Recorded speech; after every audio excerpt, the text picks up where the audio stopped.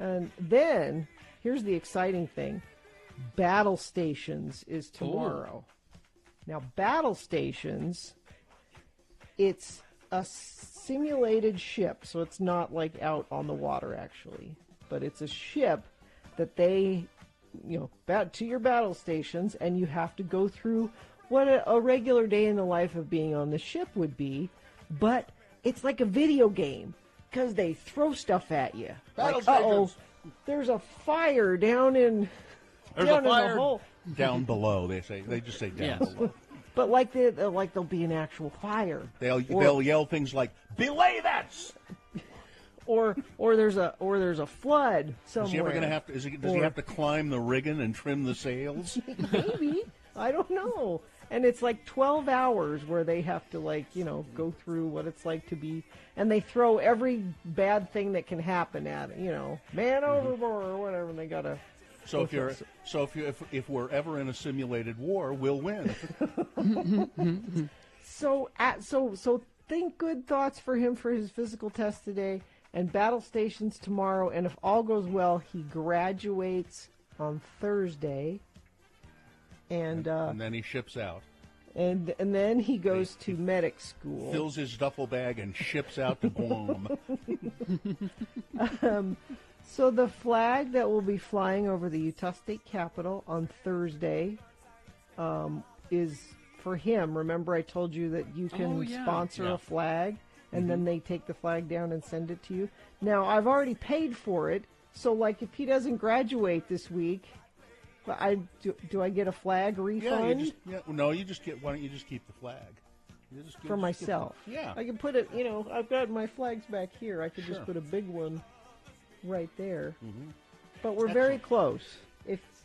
If he does all that and graduates on Thursday, he'll get his phone back so I can actually talk to him. Well, when you speak to his wife, or if you speak to him, remind him that he needs to make arrangements so he can vote. Yeah, I was going to ask him about that. I don't know what they do when you're at boot camp. They don't allow you to vote when you're at boot camp. You should be able to vote extra when you lose. No, you lose all your rights when you're at boot camp. You're saying you should get 2 votes. Okay. Yes, you should get a vote and a half. You should, but you can't. You can't vote. You can't. They won't allow you to drink, and you can't vote, and they won't let you drive a car. 7:20. I think we're back, right? Yeah. Huh? Yeah. Had a little glitch. Had a glitch. They were working on our internet, and to work on it, they shut it off. So.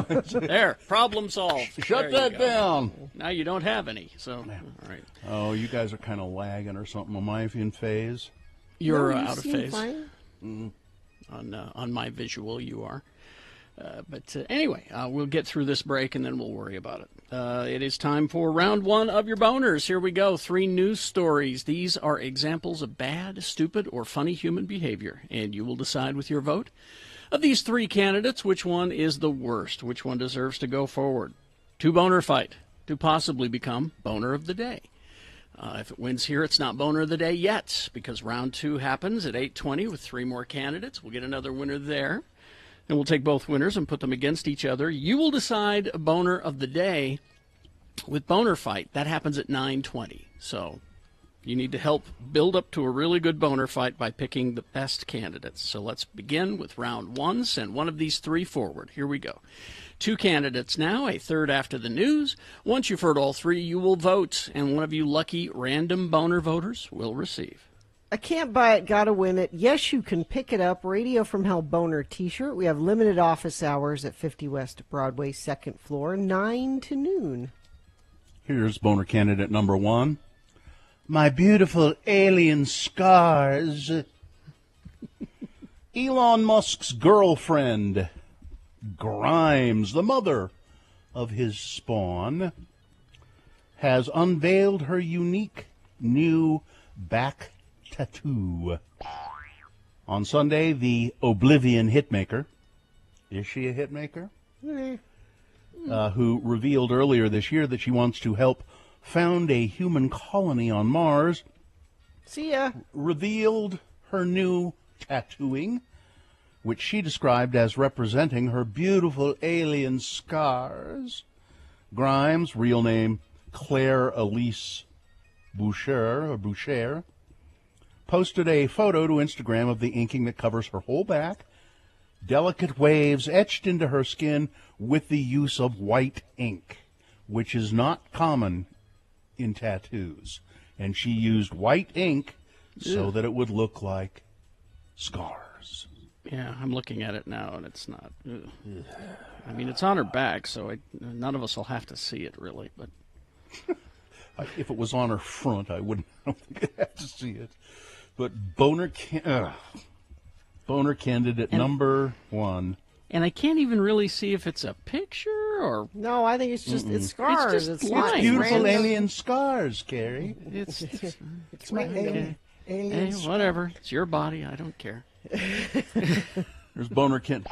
Oh, that's Elon's body now, Carrie. Yeah, that's true. Okay, here's boner candidate number 2. Now, come on, it's just a little frog. A woman was very upset about a frog statuette in her neighbor's yard, and she reported it to the homeowners association. Huh? Now, this is it's like, Is it am like I a the 12 boner? foot? 12 This is- foot? No, this Okay. is like, so am I the boner? This is am I the a-hole? A Reddit user writing under the username, well, it doesn't matter, shared details about her campaign against the lawn ornament to the website's forum and the forum that we ripped off. Right. In the post, which drew thousands of comments and went viral, she explains that she goes on walks through the neighborhood with her husband and her 6-year-old daughter every day. And every day, one of our neighbors put up a frog statuette for display outside their house. I find it creepy. And my Okay. daughter hates it. She absolutely is terrified of it. Now she refuses to go on walks, and that's why I reported her to the Homeowners Association. And then, of course, she asked the question, am I the... Well, Yes, and everyone said that she was, yes, right? Yes. Don't walk by the house if you don't boner? like it. You Am have I to walk by No, the house? you don't. You No. don't. And it's just, there's a picture of it available. Yeah, right now at x96.com/live you can Just see a it. little frog. Yeah, it's sitting there. It's holding a jar or something like that. Yeah. But yeah, it's no big deal. So am I the boner? Yes, you are. Yes, you You're are. boner candidate number 2. Yes. Coming up in a moment, boner candidate number 3. You try to make me, I'll shoot the place up. Okay. Boner candidate number 3 for round 1 coming up after this. Big Boy News and Opinioendo brought to you by... Are you searching for Pokemon? Locally owned Haster Games has the best selection of Pokemon, Dungeons & Dragons, Magic, and more. Shop online at HasterGames.com or visit the store, 6831 South State. Curbside service is available. I haven't seen it yet. I meant to watch it during my convalescence, but Nomadland. Saw it. How'd you like it? Yeah, it was all right. Yeah. Yeah, I mean, it's, she's really good, and the direction is great. I wish the script went somewhere. The filmmaker, Chloe Zhao, became only the second woman and the first woman of color to win the BAFTA Award for Best Director. That's the British Academy Awards, essentially. Frances McDormand was named Best Actress. Nomadland also took Cinematography Prize. So, very, very Cool. good, very well for them. Where do we stand on Henry Cavill? Do we have to stand somewhere? We always have to take a stance. Well, What's you know, your stance on Henry my Henry stance Cavill? is I'm pro hairy-chested Superman. Well, I'm on the record as saying that. My question is, with or without mustache? I can go either way. I'm strictly without. He made it Instagram official on Saturday with his girlfriend, Natalie Viscuso. He posted a photo of them saying, "This is me looking confidently into the eyes of my beautiful and brilliant love, Natalie." And you know how he shows that she's brilliant? They're playing chess together. That's a good way to show it. That's how we know. I almost nominated this for a boner. There's a You hate picture of love, them playing Bill? chess. You hate love? Is that what you're saying? See, she knows how to play chess, and she can beat me. Okay, Henry. Well, virus lockdown around the world. fresh lockdowns and curfews imposed on tens of millions of people from India to Argentina on Saturday as COVID-19 infections surged again. Vaccine rollouts were hampered by shortages and some scares over side effects, which are not widespread, but they're just enough to get people jittery. In India, the worst hit state of Maharashtra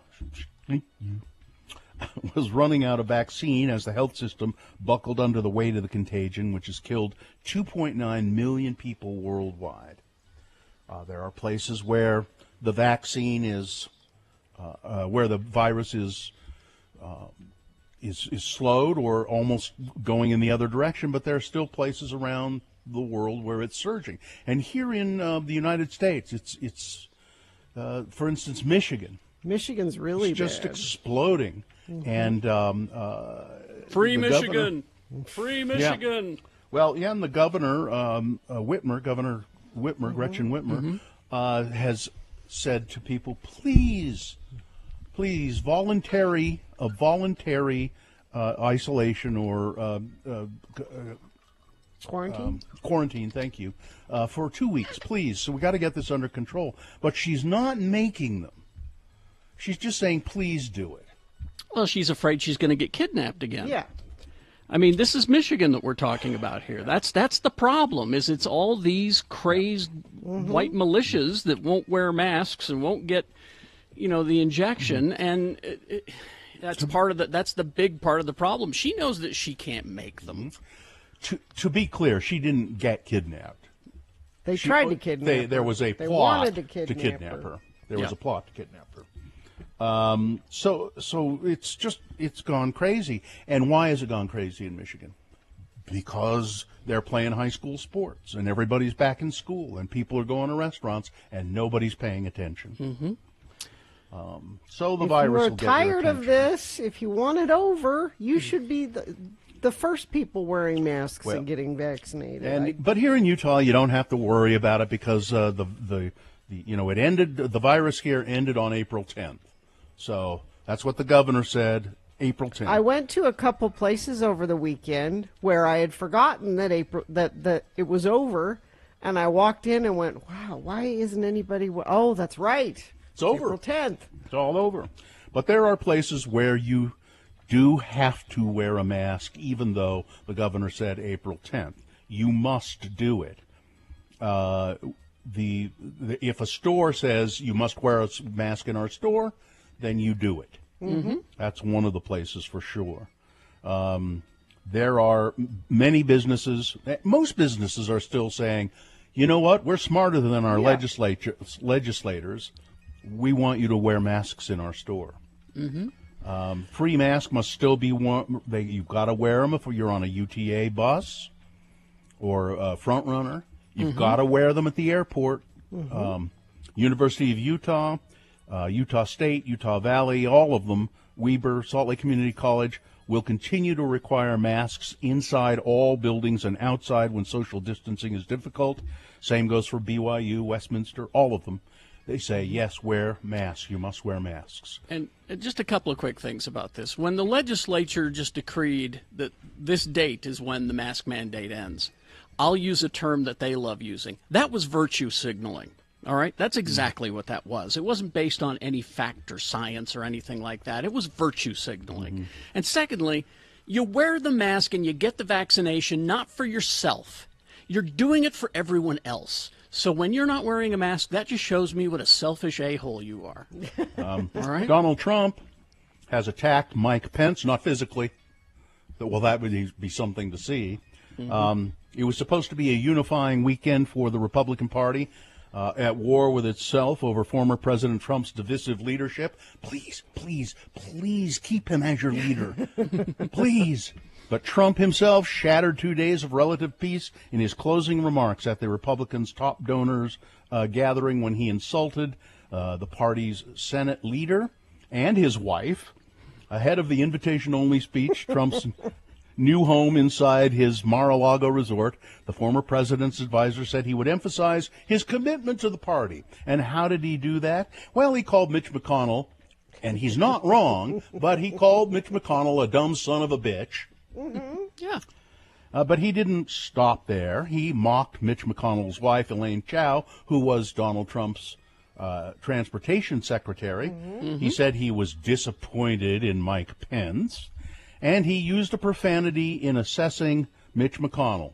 Was the profanity of, he just said he was a dumb son of a bitch, right? That's a profanity, Bill. That's I know a it isn't profanity to in you, some but it is. circles, Oh, yeah, because it isn't. Yeah. Listen, I grew up hearing that over and over again. My mother kept looking at me saying, "You dumb son of a bitch." I thought it was a term of endearment. Trump's words left some attendees feeling uncomfortable. Former House Speaker Newt Gingrich, Mr. Newt, did not defend Trump as he left Palm Springs on Sunday. Well, we're much better off focusing on the Democrats, period. Why is Newt still alive? Why hasn't evil taken him back down into that pit of hell?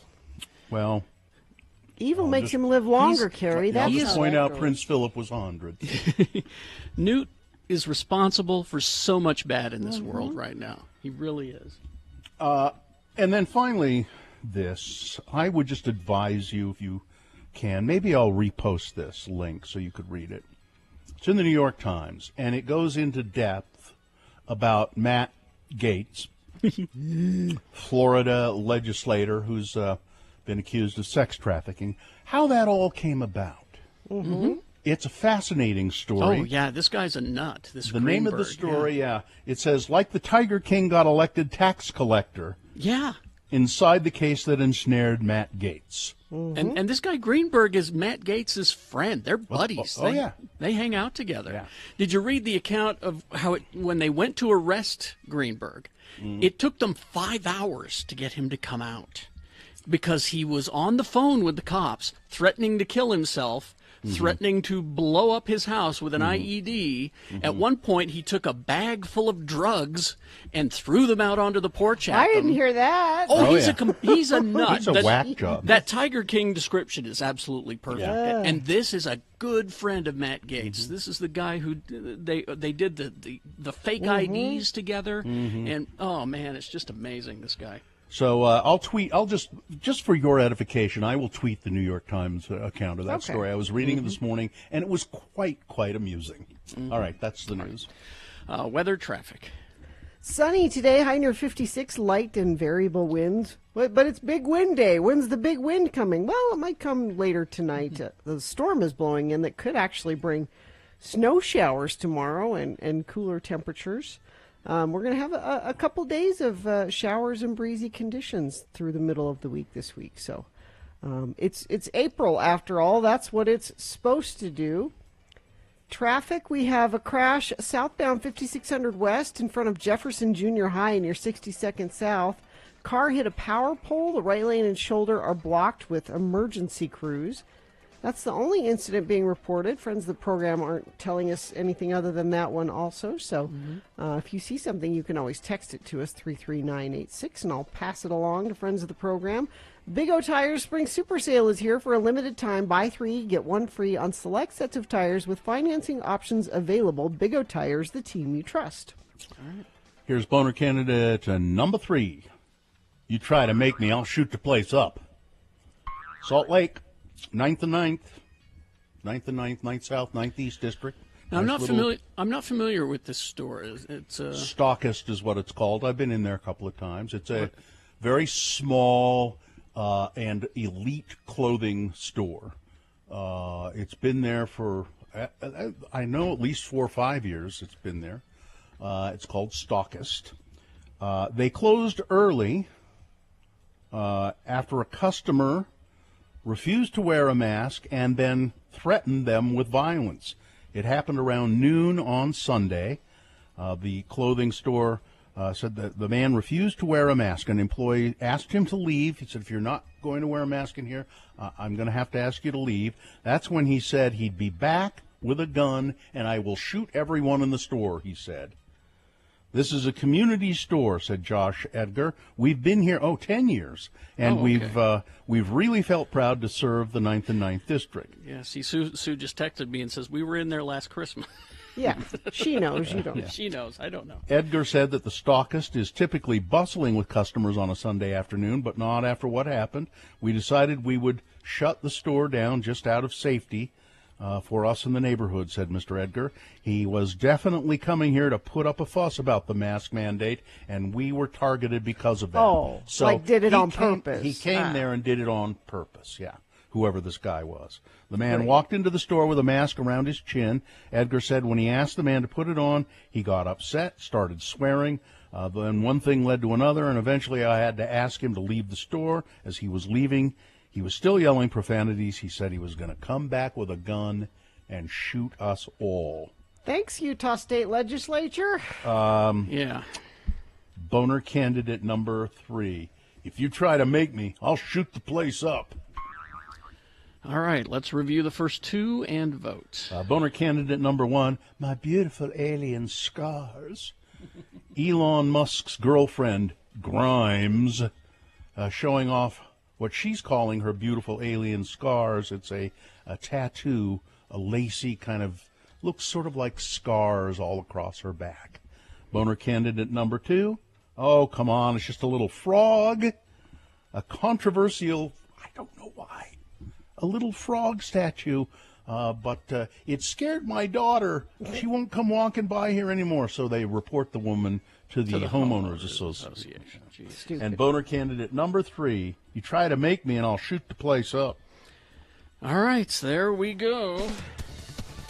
You've got to decide of these 3 candidates, which one is the worst? Which one deserves to go forward to Boner Fight and possibly become Boner of the Day?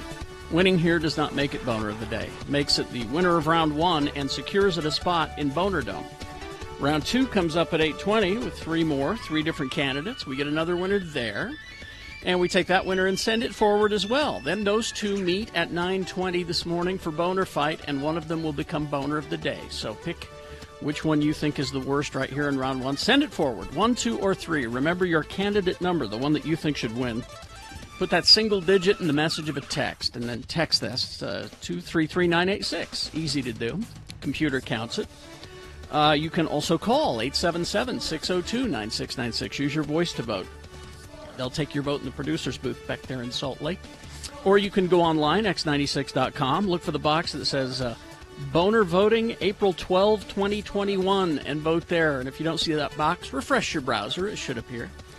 You have until the end of these messages to do it. Let's go. This is round 1 of your boners. BigOTires.com. If you're out driving around, you get a flat, just pull out your phone and find a location near you. And there's bound to be one. There are like, I forget, 42, I think. 42 locations from Logan to Beaver. Now, the Big O Tire Spring Sale, it's the Spring Super Sale. It's here for a limited time. You can buy 3 and get 1 free on select sets of Aspen, Mesa, and there are specific models of these tires as well. And also Nitto tires that you can buy 3, you'll get 1 free of those 3 brands, and then there are various models within those brands. You can also get up to $150 off a set of Big O brand tires. I love those tires. And use your Big O credit card, and you will get that $150 off. And just get a credit card. It's simple to do. And you can get your car checked out before you do your spring road trips you may have planned. They'll check that out for free. Go to BigOTires.com.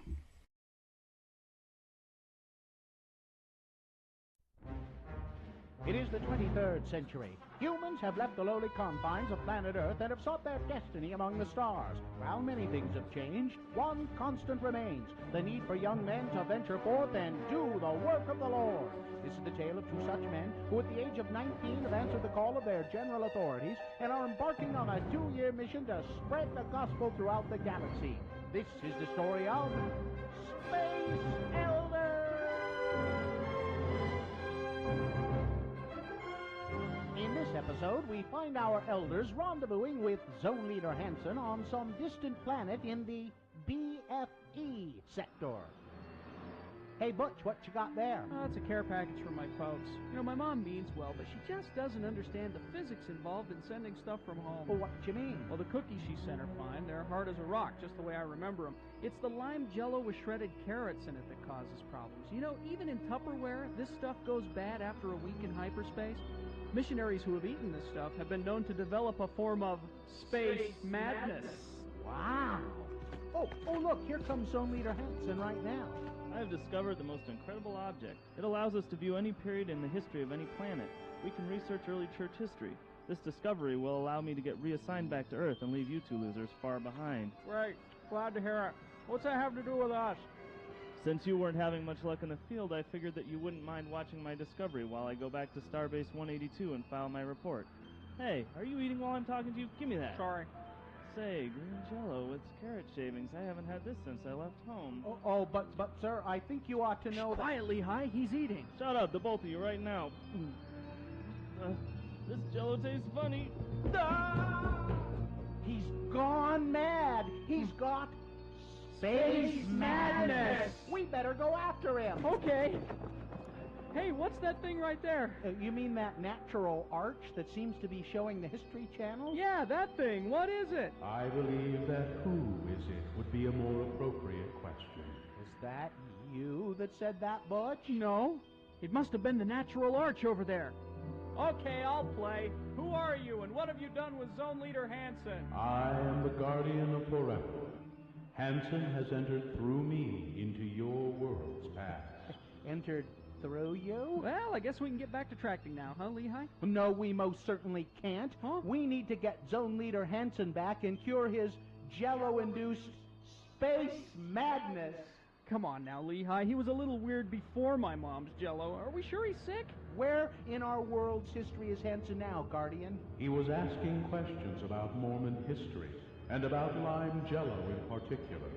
He entered as I was showing him the Relief Society meeting, where sisters first began to experiment with lime jello. Well, if he disturbs that meeting, the timeline of church history could be permanently changed. Let's go, Butch. Whoa! Will Zone Leader Hansen change church history? Can Butch and Lehigh get him to go before he does? Will the Relief Society let Hansen anywhere near their test kitchen? Tune in next time to hear Relief Society President Mulestein say... I'm at a loss, sisters. We've tried shredded beets, cauliflower, radishes, eggplant, zucchini, and rutabaga. Nothing seems to go with this new lime jello stuff. Excuse me, sister. I think we can help. I don't think we should go against the Prime Directive, Bush. How did you get in here? One wrong move and you'll see the business end of my skillet. Just like the last kid who wandered in here and tried to tell us how to conduct our business. Other kid? Oh, hey, it's Zone Leader Hansen. She's knocked him out cold. Nice going, ma'am. Wish I'd have been here to see it. Tell you what, we'll get him out of your way and you can go back to doing what you were doing. Oh, yeah, and you might want to try shredded carrots. I warned you about meddling. She's got a skillet. Run for it! Run! On the next liposuctioning episode of Space Elders!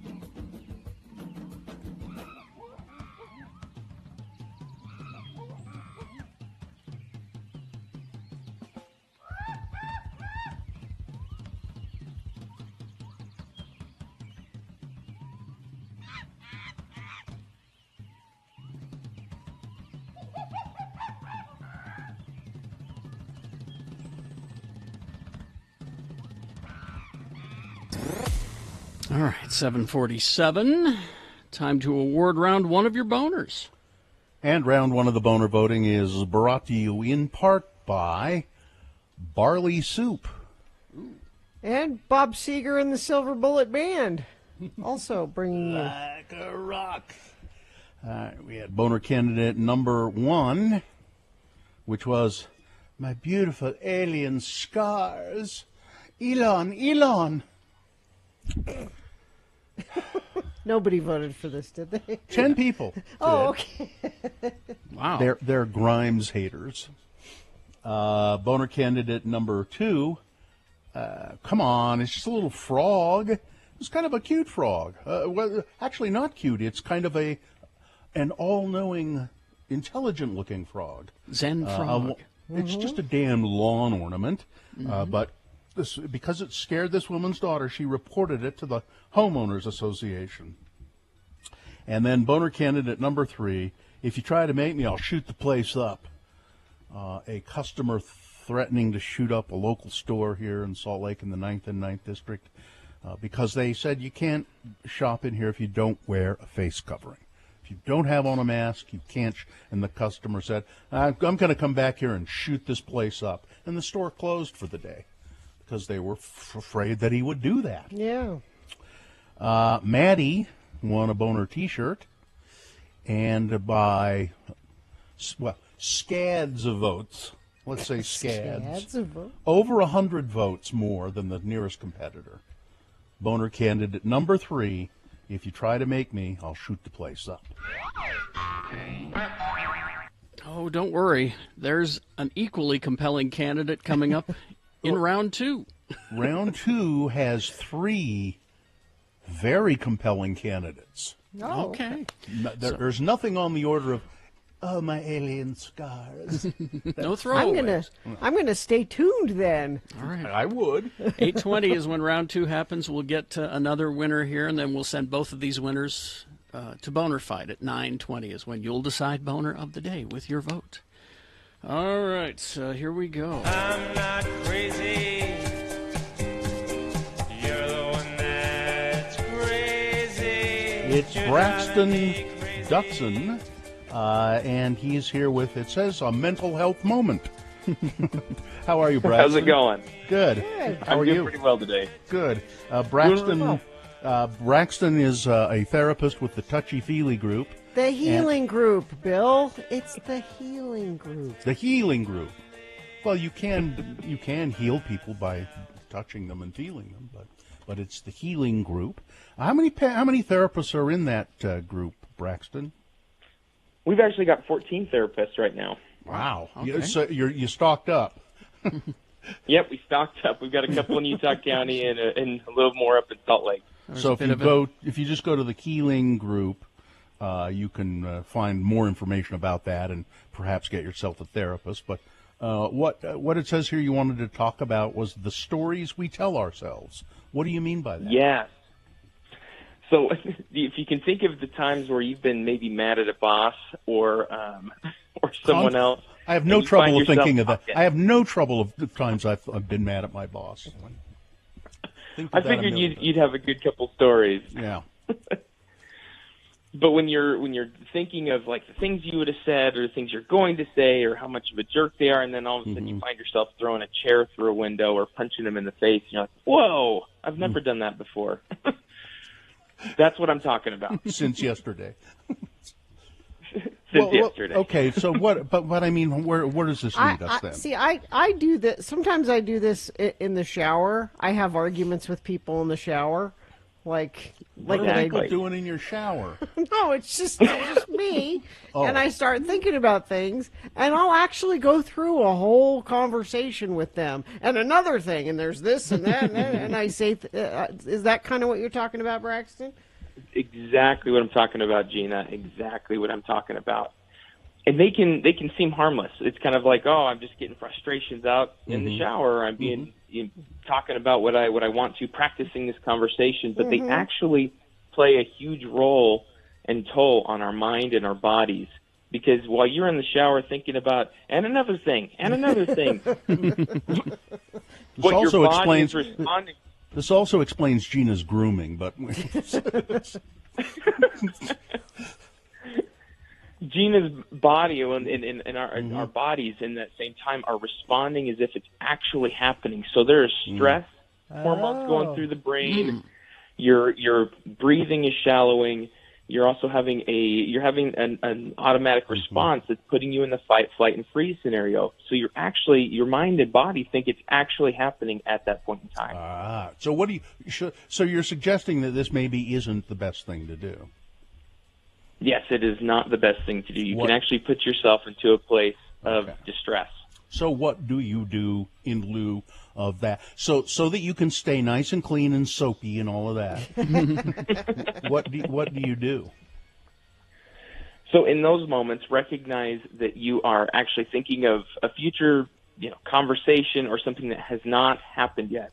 A big part is bringing yourself back by taking a few breaths, recognizing that you don't have all of the information at this point in time, that it's not happening, that in this situation, like Gina said, it's like I'm in the shower, I'm not talking to the person, I am lathering up my body.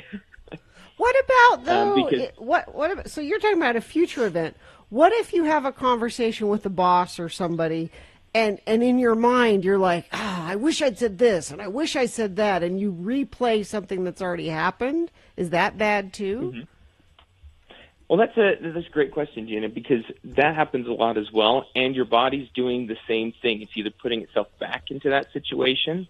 You can take from those scenarios and go, okay, I'm not having the conversation, so I obviously can't change anything as of right now. Is this information important for me to go back and talk to them about? Is there more to the scenario, and how do I want to go about doing it? So there's supports that can be done there, but you want to make sure that you're recognizing what is it that I want to do, so that you don't find yourself in that scenario for longer than a few minutes, or that you're not your body's not responding in that way. Yeah. Some of the ways that are most important and helpful in this too is just as much as your body will find itself in that fight. If you find yourself in a peaceful place, like start imagining being at the beach or in the mountains or away from people. In the shower. In the shower. Find yourself in the shower. Yeah. Your mind will also react as if you are in those places as well. It can also experience a lot of peace and calm, too. These sound like sort of also basic meditation techniques, right? Yes. The one where you're envisioning yourself in another place. Absolutely a meditation practice. Yeah. So if you get into, sometimes conflict is unavoidable. You get into a conflict with a coworker or a boss. What do you recommend? I don't know, just letting it happen or trying to short circuit it somehow? If you're in an argument with and you find yourself losing your like your stress levels are going, you're getting short breathing, your muscles are clenching up, being able to take a deep breath and recognize what is happening in the moment. So having a stressful conversation, taking a deep breath can help you gain access to your prefrontal cortex, which is going to help you say exactly what you want to, more than I think of on A Christmas Story when the dogs come in and steal the turkey, and all he's got is, "You bumpuses!" and can't say everything that has just brought him so much frustration. It's because he doesn't have access to that prefrontal cortex. So if you're actually having the conversation, you find yourself getting very angry with the other person, taking a break, taking a deep breath, having something in your hand that you can't throw and hurt, like a rabbit's foot or something that is soft, that you can focus on. Those things allow for you to calm down, relax, even in a stressful scenario, and you can actually have better conversations than the ones when you just start losing yourself in time. But the poor rabbit might get away if you... Anyway. Braxton Dutson, he is with the Healing Group. You can find him and other therapists at thehealinggroup.com. Okay. Yep. Thank you. Thanks, Braxton. Thank you, Braxton. Hey, Bill, the jerk store called, and they're running out of you. That's putting me in my place. Traffic, please, Gina. Crash southbound Bangor Highway just before 62nd South is causing delays to 54 South. 2 right lanes are blocked there. Crash on I-15 southbound approaching Parish Lane exit in Centerville. Cars are on the grass on the right shoulder in that area. And a crash southbound 5600 West in front of Jefferson Junior High. A couple different friends of the program sent in that one. So avoid that area if you can. And if you see something, you can text it to us, 33986. All right. We will take a break. We will be back. Bill Frost telling us what's on TV this week. Coming up after these, KXRK Provo. AAA. You know, I saw in an email that one of the account representative who's handling AAA said, you know, I hope one of you has had experience with AAA so you can talk about it. I've been I should get my card out. I've been a member of AAA for 15 or 20 years at least. So have I, yeah. And I've used them. Mm-hmm. I use it fairly often, and I sometimes I feel guilty. So AAA is protection for you on the road. And if I have a flat tire somewhere, I don't have to change it myself on a busy interstate. I call AAA, they come and change it. That's just one of the many, many perks of having AAA. And I make sure that my family members have AAA as well. Mm-hmm. One of the first car trips Carrie and I ever took together from Yes. Ogden to Salt Lake, his car blew up, and AAA, my AAA, came and what I think they towed it, didn't they? Or I can't remember exactly. Yeah, what there was happened. also the time in California when I locked the keys in the car. And I said, I am a AAA member, AAA, and they'll come and help out. Mm-hmm. So please be a AAA member. They will protect you on the road, at home, and everywhere in between.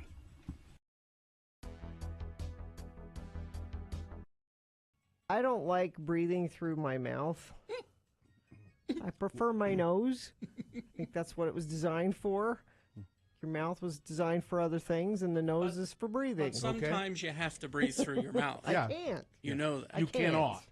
Well, what we hear on the radio would give lie to that, but because we hear a lot of on the radio. But so they said we have a snorkeling class. We don't need the snorkel. No, I want the snorkeling class. I want to know. Mm-hmm. Sure. So we took the kids to the snorkeling class. And they stop at Molokini, and I am terrified. I really am, because I'm not only scared of breathing through my mouth with my face underwater, but I'm scared of sharks. I am. Okay, Jaws ruined me. Sure. Mm-hmm. And it's just a boat out in the middle of the water, and you're getting off the boat, and it's deep. And it's deep. You can't see the bottom. And they said, "Do you want a noodle?" Yeah, I want a noodle. Give me the noodle to just hang on to. My kids and my husband, no noodle. No. They just jumped in the water. I took 2 noodles. Mm-hmm. When I looked around and made sure that everybody that wanted a noodle had a noodle. You weren't the only one. Right. There was an extra noodle. Yeah. Those noodles had been cooked earlier, though. Yes. And so we're out in the water, and the guy at the snorkel class said, "Don't put the mouthpiece in until you're ready. You can just put the goggles on and get used to the water and then put it in." So I'm out there just with the goggles on, hanging on to the noodle. Mm-hmm. And I'm thinking, I don't need to do any more than this. Nobody needs to know if I'm actually snorkeling or not. My kids are snorkeling, my husband's snorkeling. But then they have a underwater cameraman come out. He comes over to your group. He's like, "Get your group together and go under, and I'll take a picture under the water." So now I'm panicking. I'm like, I can't hide from my family anymore that I'm not putting my face in the water. Because camera guy wants underwater picture. And, of course, you have to do that. Well. You couldn't just say to your family, "I really can't do this." No. And I didn't want Joe to know I wasn't snorkeling. Because he's off snorkeling. He's not looking at me. I'm like, okay, I can totally do this. All right. Put the mouthpiece in. Stick my face in. Underwater camera guy's there. I'm like, is he done yet? Is he done yet? Is he done yet? Because you're not breathing? No. You're just holding your breath? Because even though you can breathe through the snorkel apparatus. I can't, though. Yeah, you can. But I did it. I put my face in the water for the picture, and that was it. So as far as I'm concerned, I snorkeled. No. Didn't see any fish? No. Nothing? No. I floated around on the noodle. I put my face in the water. But I'm telling you, if the camera guy hadn't harassed me into putting my face in the water, I wouldn't have. Didn't see any fish, and I'm sure your I've family. seen fish. Did you see the fish? Did you see the turtles? I can Did you see the Google fish You right can- now, and I know. can see them. Yes, There's I know. probably Sure, a you can. live Molokini underwater camera right now that I could find online, and I Probably. could see everything happening there right now. Right, which is way better than what you did. Which is way better than what you actually did by being I there. got in the water. Okay, fine.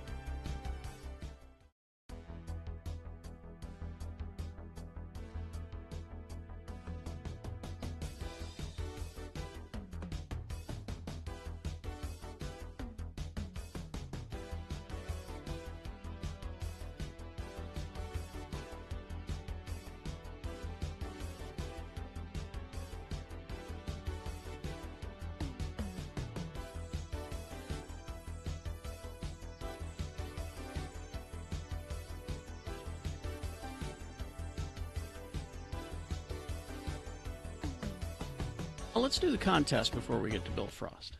Sure. X96 welcomes AJR, the OK Orchestra Tour, Saturday, June 11th at USANA Amphitheater. Tickets are on sale this Friday, April 16th at 10 a.m. You can get more details and a special pre-sale code at x96.com. I'm going to give you a keyword right now, and you'll text it to 33986 for your chance to win. The keyword is AJR, spelled AJR, 33986. All right. Is this a sponsored feature, Gina? CableTV.com is the place for expert reviews, recommendations, and resources for discovering the best cable, satellite, streaming, and internet services near you. Check out CableTV.com today. Okay. And now it's time for the one, the only, Bill Frost. Writer for Slug magazine. Bill writes many other things, but you don't really need to know about them. But you can read his content shifter column in Slug magazine on a monthly basis. You can also listen to Bill's comments about television and other matters, including drinking, on the TV Tan podcast that he does with Tommy Milagro. And Bill is also a fine guitarist in a band called Magda Vega. Good morning, Mr. Frost. Hello. Yes. Yes. You need a new murder show in your life. There's one premiering today. Okay. What is it? It's a murder docu-series called Pray, Obey, Kill on HBO and HBO Max. It's about the murder in a small town in a remote Swedish village in 2004. This involves religious crazies and love triangles and a murderous nanny who receives text messages from God saying, "Go forth and kill." Is this based on a podcast by any chance? Probably. I would find it hard to believe this hasn't been made into a podcast. But yeah, based on the murders that happened in January 2004, and if you go to x96.com, there's some very creepy actual footage from the time. Yes. All right. Sounds interesting. And tomorrow night on ABC, Big Sky is back. That good. Kind of, yeah. It wasn't bad. It twisted in ways I didn't think it was going to. Yeah. Tell us about it. I don't remember anything about this. It's kind of a guilty pleasure of mine. The guy who played the crazy killer clown in American Horror Story, He's the sheriff of this area, and it's about young girls being kidnapped and trafficked. And some of the and they're not even thinking, they don't mind killing main characters on this show. You know, just when you think this is the star of the show, surely this person is safe. No, they'll just take them out. You know, it's been kind of a, like I said, a guilty pleasure to watch. Now, who presents this? ABC. It's a network. Yeah. Okay. And I believe you can see it next day on Hulu if you don't have that. Jamie Foxx has a new sitcom on Netflix, and it reteams him with David Alan Grier from Living Color. Okay, now I'm back. Yeah, but you probably won't be. It's called Dad, Stop Embarrassing Me. It's a laugh track sitcom about Jamie Foxx embarrassing his daughter in various venues. Yeah, no. Yeah, I'll pass. I thought so. Thank you. Yeah. I got another one that's not for you. Okay. On Thursday on HBO Max, Wall Street, spelled W-A-H-L. This is all about how hard it is, but yet how cool Mark Wahlberg is in a reality show produced by Mark Wahlberg. It might be worth watching just to see everything that you think about Mark. Just have it confirm his assiness to you. Yes. And on Friday, another special episode on Apple TV Plus of Mythic Quest. They did one a few months ago. This is Rob McElhenney's comedy about a CEO of a video game company. It's very funny. And they did a special a few months ago. Basically, they were one of those where they're all doing business on Zoom, but it was one of the better Zoom episodes of a comedy. And now they're back in the office, and they have a special episode ahead of the second season. Okay, I got really hooked on Apple TV on For All Mankind. Oh yeah, I really like that show. I like it a lot. And also on Friday on Disney Plus, John Stamos stars as a men's basketball coach who he gets a little ragey, and so they decide to demote him to coaching high school girls basketball because that'll go well. But you didn't have to go any further than John Stamos and sweaty basketball players, and I'm there. No, probably not. No, and I'm guessing he's going to learn a little bit about himself over the course of this series. By the time it's he's done, he's going to grow and change and evolve and. And also on Thursday, the season 3 premiere of The Last Drive-In with Joe Bob Briggs on Shudder.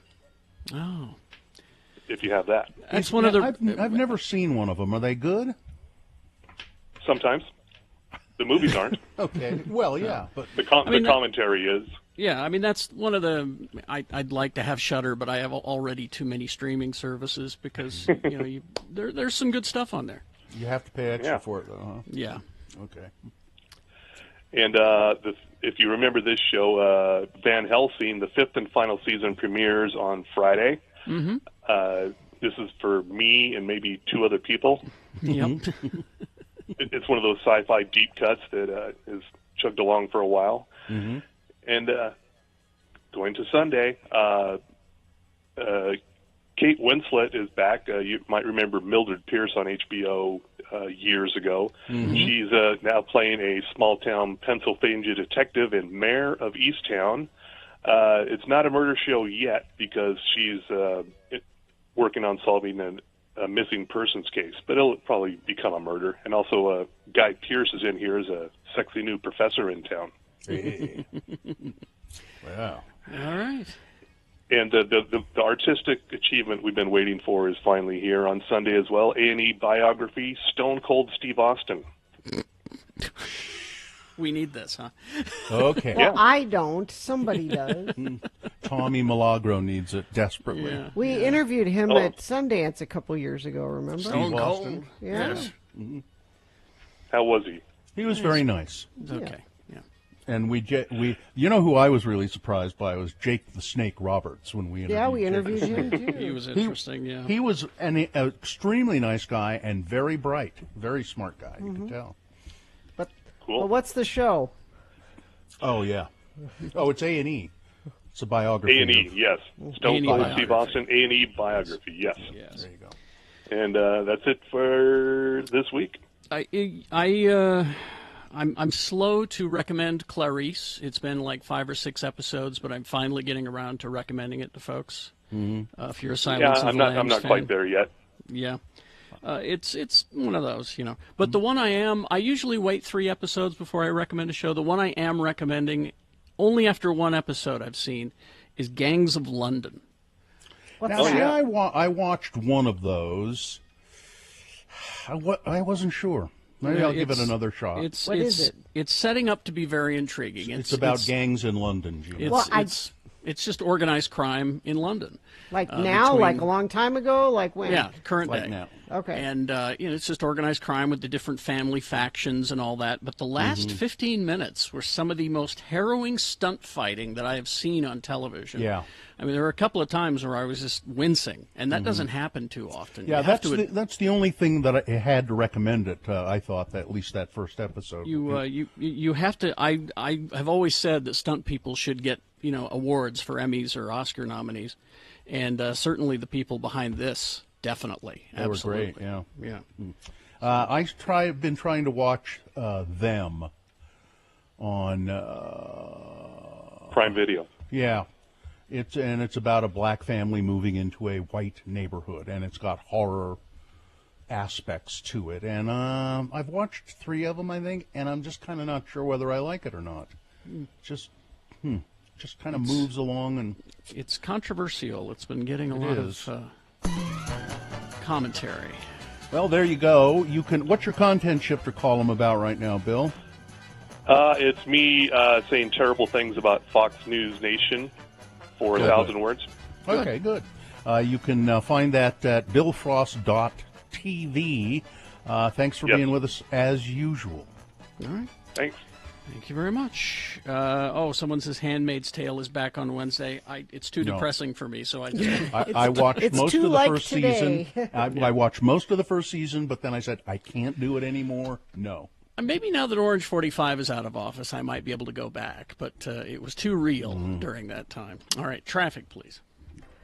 Crash southbound Bangor Highway just before 62nd South, causing delays to 54 South. 2 right lanes are blocked there. And let's see, this crash at 33rd South and South Salt Lake has been cleared up, so that's not causing you an issue anymore. And that earlier accident in front of Jefferson Junior High, now the accident's cleared, but I guess the car ran into a power pole, and that is still causing some trouble for people in that area. And if you're seeing trouble, causing trouble, want to talk about trouble, you can text it to us, 33986. Carrie? Oh, I'm sorry. I did not realize that my services were required here. I'm sorry. I have too many other things open. That's what happens. I can tell you what the boner candidates are going to be. No, I got it here. Schedule your appointment with Scott Hale by April 16th to get a professional AC or furnace tune-up for only $29 with Scott Hale Plumbing, Heating, and Air. Call 801-264-HALE. Okay, boners round 2 coming up. Here are the candidates you'll be considering. Number 1, why are you locking me up with these people? Boner candidate number 2, it was supposed to be funny. And boner candidate number 3, if you try to make me, I'll stab you. Okay, 3 deserving candidates coming up for round 2. Be ready to vote. Right after these, along with Big Boy News and Opinioendo. BigOTires.com. They are the team you trust, Big O Tires. And they're having a big spring sale, Well, it's a good idea to get in there right away because most folks are talking about, not flying for their vacations, but taking a road trip. And that's why you want to have your car taken a look at, your tire, not just your tires, but everything else. And Big O can help you with that. Yeah, they make sure your air conditioning's running well and all of that. And so stop by your locally owned and operated Big O Tire store for a free air conditioning check today. They'll just check it for free. So right now, here's what they got. The super sale. For a limited time, buy 3 and get 1 free on select sets of Aspen GT AS, Mesa AP3, or Mesa HT and Nitto Crosstech 2 tires. You can also get $150 off a set of 4 Big O brand tires, which are the ones Bill likes. Yep. With your Big O credit card. Yeah, and just get the credit card. It's easy, and you can use it anytime you go to Big O. BigOTires.com. They are the team you trust.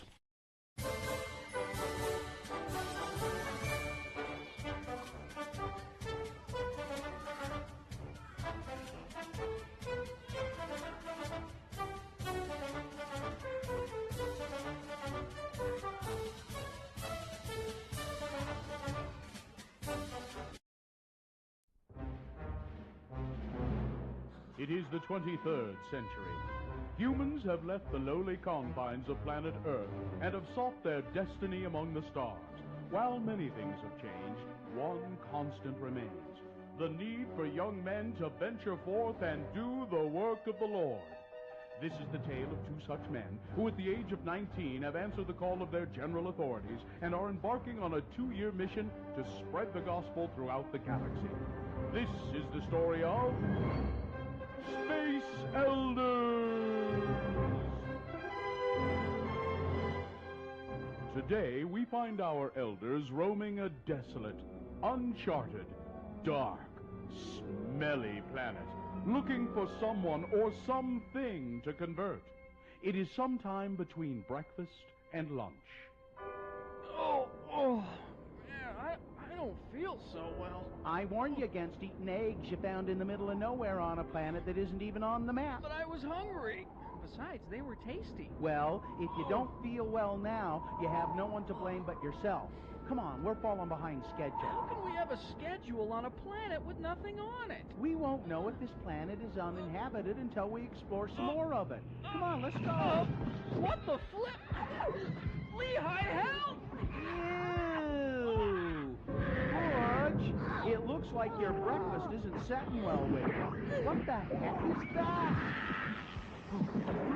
Looks like the planet is inhabited after all. Get it off me! Stand back. I'll take care of it. Oh, hi, ma'am. Who are you? And why in heaven's name are you pointing what appears to be a flamethrower at my companion? Name's Ripley. Lieutenant Ripley, and I'm about to torch that little critter before it gets a chance to make a run for it. Hi, my name is Newt. Well, it's nice to meet you both. I'm Elder Christiansen, and this is Elder Jensen. Hi. We represent the Church of Jesus Christ of Latter-day Saints. You know, the Mormons.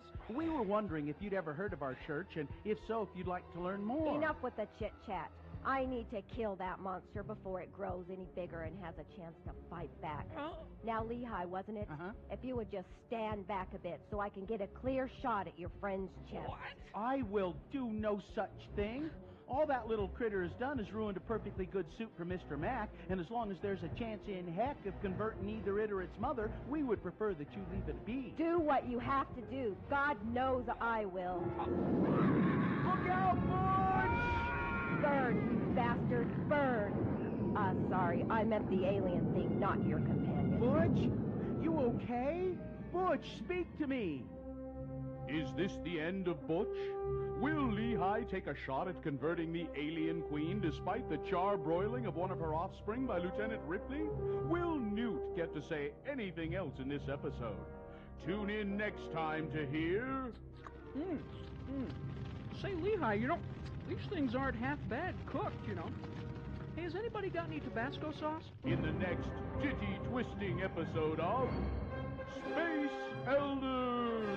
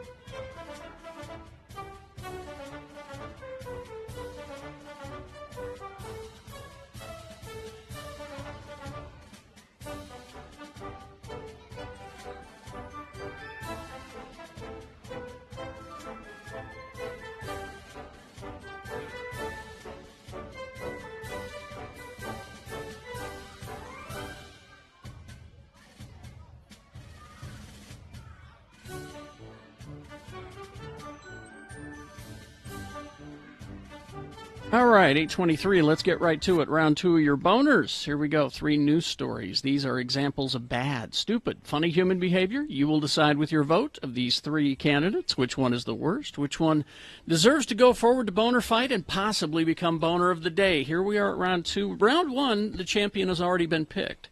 They're sending that candidate forward to boner fight to be possibly boner of the day. So that's what we're doing here with round 2. We've got to pick one of these 3 candidates to send forward to go up against number 1. So let's get to it and choose strategically in this round so we have a good boner fight at 9:20. It's easy to choose strategically because all 3 of these are perfectly qualified to be boner of the day. So here we go. Pick your champion for round 2 to send forward. 2 candidates now, a third after the news. Once you've heard all 3 votes and one lucky random boner voters will receive. Oh, it's stylish and roomy. The X96 Radio from Hell tote bag, which you can pick up if you win it. We do have limited office hours at 50 West Broadway, 2nd floor. 9 to noon is when they're open. Mm-hmm. Boner candidate number 1. Why are you locking me up with these people? A former New York City police officer accused of participating in the January 6th insurrection at the U.S. Capitol, where the Capitol Hill policeman, or a Capitol Hill policeman, lost his life, is reportedly unhappy about being detained among people charged with inner city crimes. That's code. Inner city is code? That's I know what he means. What he means is it's people who were stealing stuff from stores in the inner part of the city. No, that's not what he means. Like sneakers and stuff. No, that's not what he means. Washington Post reporter Rachel Weiner tweeted that the lawyer for Thomas Webster, who prosecutors say beat a D.C. police officer with a flagpole, is arguing that the 54-year-old suspect is uncomfortable with his dormitory setting. He is reportedly housed with people who allegedly committed crimes that the attorney calls, inner city crimes. Webster is also accused of trying to gouge out that police officer's eyes, by the way. That sounds like an inner city crime to me. No, that was an inner capital crime. Oh, I see. I don't understand why this is happening because the people there were just kissing the cops. They weren't hurting people. They were hugging and kissing. It was a festive atmosphere. If I keep saying it, people will believe it. That's true. Boner candidate number 1. Why are you locking me up with these inner city people? Boner candidate number 1. Boner candidate number 2. Well, it's supposed to be funny. Ron Bradley, the now former chief of the Wellington, Utah Police Department, was fired Friday after being accused of sexual abuse. In a dramatic city council meeting on Friday night, the Wellington police chief was fired 2 weeks after being placed on unpaid leave. Town attorney John Schindler accuses Mr. Bradley, former Chief Bradley, of sexually abusing a city employee twice and sending inappropriate text messages beginning in March of 2020. Quote, this is one of the messages. I only take payment in full frontal nudity. Showed one text message that was authenticated as being sent by Bradley. After a formal complaint was made to the city and Peace Officer Standards and Training, Bradley was accused of filing unfounded counter-complaints against the alleged victim and 2 other city employees in February of 2021. Before Friday, no specific information had been released about the subject of the investigation into Mr. Bradley. While not condoning Bradley's actions, attorney Nate Nelson argued the advances were not unwanted by the alleged victim. She was asking for it? Is that what we're getting? What is important here is that this is kind of how people behave in Wellington City, apparently, right?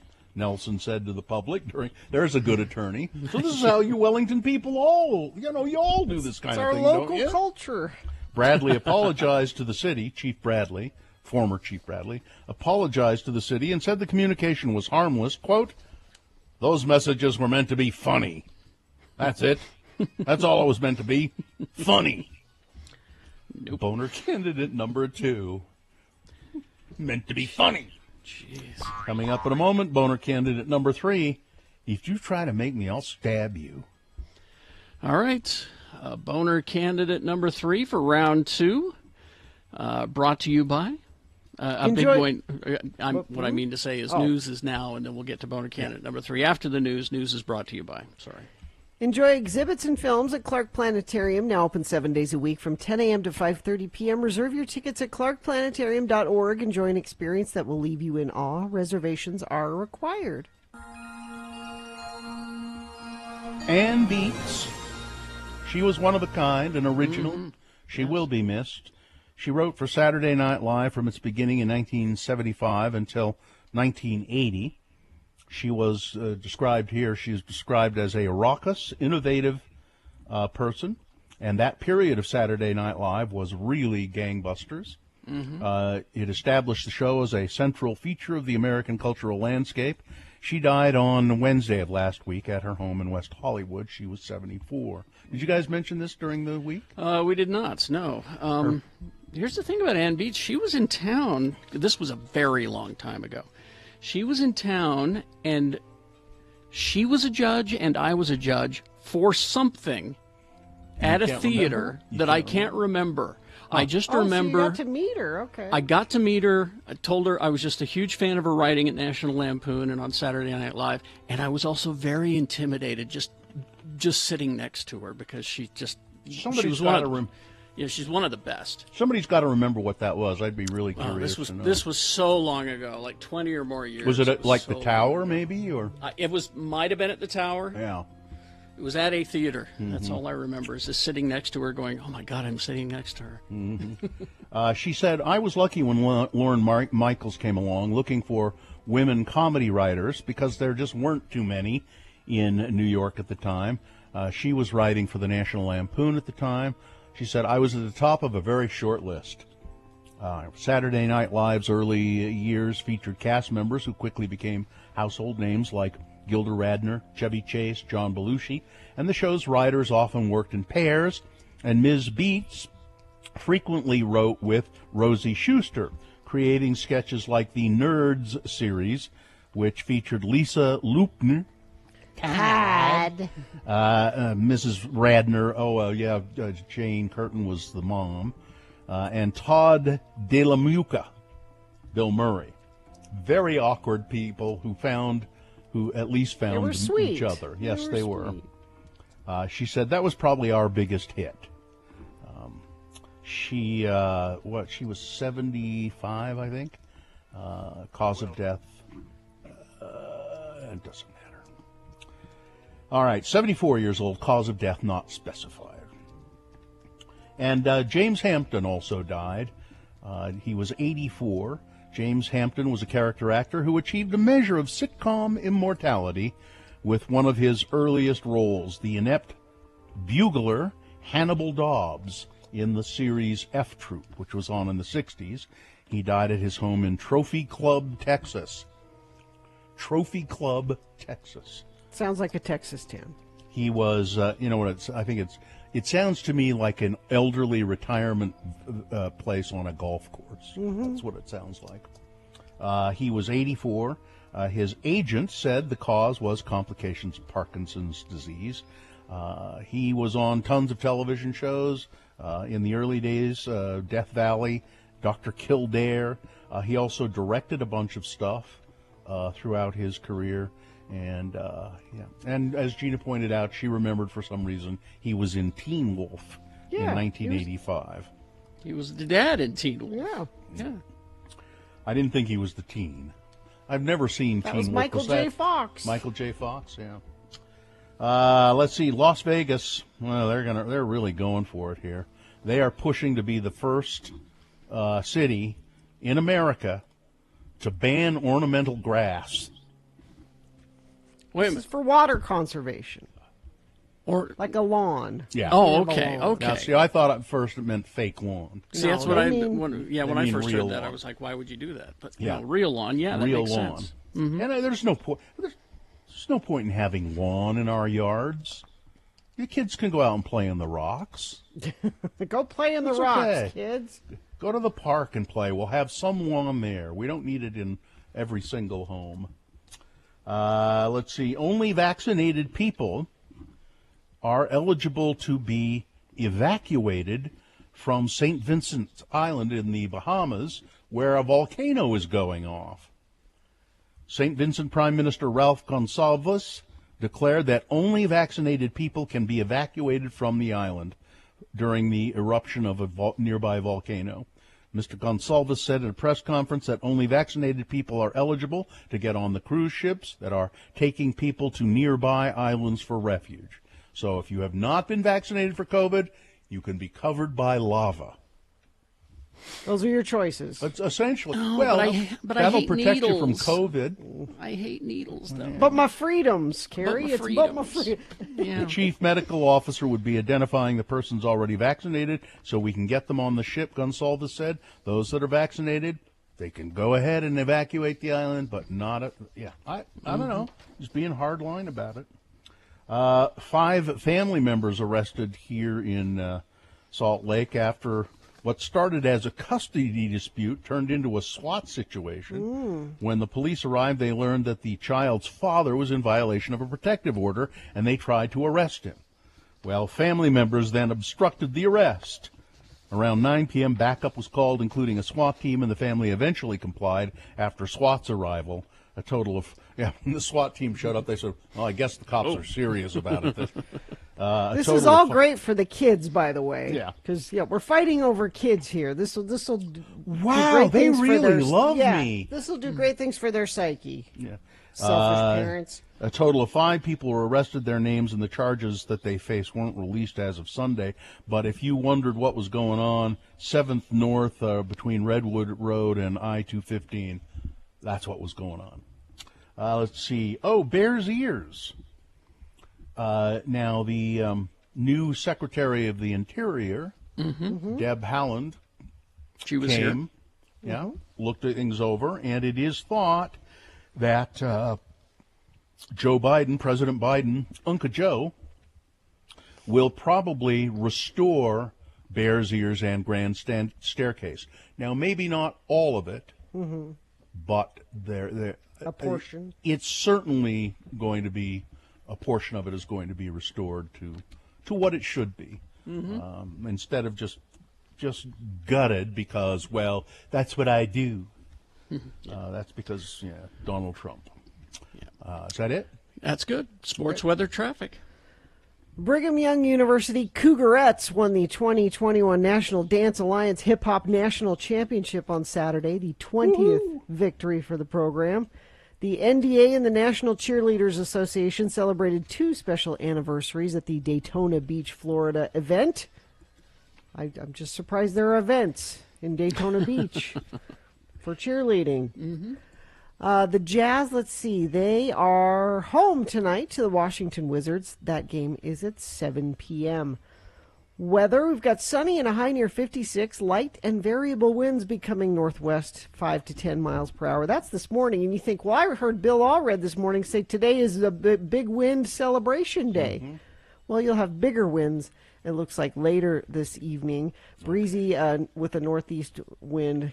Could be 20 to 30 miles an hour this weekend tonight because there's a storm blowing in that could actually bring some snow to some places tomorrow. Traffic, we have, I thought I had a friend of the program send in some traffic here because things have been moving fairly well this morning. And let's see, crash northbound I-15, 2100 north on-ramp. This is in Lehigh on the right shoulder. Also a situation southbound I-15, 8 south on-ramp in Payson. And looks like that's it. What are you seeing? You can text it to us if you see something. I will be happy to pass it along to friends of the program. Let them know about the free mattress you saw on the side of the road at 33986. All right, here's boner candidate number 3. If you try to make me, I'll stab you. Front runner trains. A man was arrested on Saturday in the Clearfield area after police say he threatened to assault and even kill a front-runner train host and a Utah Transit Authority police officer. Adam Robin Green faces several charges ranging from drug possession to assaulting a police officer. The frontrunner host told police that she had approached Mr. Green while he was on the train, asking him to turn his music down and put on a mask, please. When she returned to the train car he was in after checking on other areas, she said Mr. Green stood up and threatened to stab her. She backed away, and Mr. Green ultimately did not attack her and got off at the Clearfield station. A UTA police officer responded to the station where he found Mr. Green. The officer said that while asking Green about what happened on the train, Mr. Green threatened to assault him. The officer attempted to calm the situation, but said Green only became more agitated and even threatened to shoot him, the UTA officer. So with help from other UTA officers, Clearfield Police, he was taken into custody, and in the process, he threatened multiple officers, swung at the arresting officer while handcuffed, kicked the officer while being removed from the car, so forth and so on. And by the way, Mr. Green also said about the host, the train host, the woman. Yeah. When I get out of jail, if she's the train host, she'll be dead. Oh, boy. Yeah, add that to his charges, threatening murder. Can you do that, please? Boner candidate number 3. You try to make me, I'll stab you. All right, let's review the first 2 and vote. Boner candidate number 1. Why are you locking me up with these people, these inner city people? Inner city code. An alleged Capitol Hill rioter and former New York City police officer, so he was a cop himself at one time. He's unhappy that he's being locked up with inner city criminals, you know. Boner candidate number 2, it was supposed to be funny. The police chief of Wellington, Utah, sending sexually suggestive text messages to a co-employee or an employee of Wellington City, and he said, that was not meant to be sexual, it just meant to be funny. It's supposed to be funny. And Boner candidate number 3, if you try to make me, I'll stab you. Okay, here we go. You've got to decide of these 3 candidates, which one is the worst? Which one deserves to go forward to Boner Fight and possibly become Boner of the Day? Winning here secures it a spot in Boner Dome, gives it a chance to be Boner of the Day, but it'll have to defeat the winner of round 1's voting. We did that an hour ago. Either way, we'll take both of the winners, one from each round, and put them against each other. You'll decide Boner of the Day at 9:20 this morning. That's when Boner Fight happens. Right now, we need you to send one of these 3 candidates from this, round 2, forward to Boner Fight. Choose wisely. 1, 2, or 3. Remember your candidate number, the one that you think should win. Put that single digit in the message of a text. And then text that to 33986. Easy. Or you can call 877-602-9696. Use your voice to vote. Or go online, x96.com. Look for the box that says Boner Voting April 12, 2021, and vote there. You have until the end of these messages to do so. This is round 2.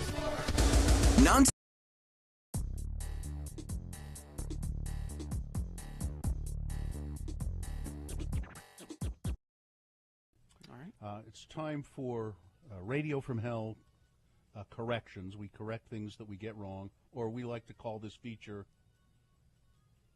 Excuse Me. Excuse me.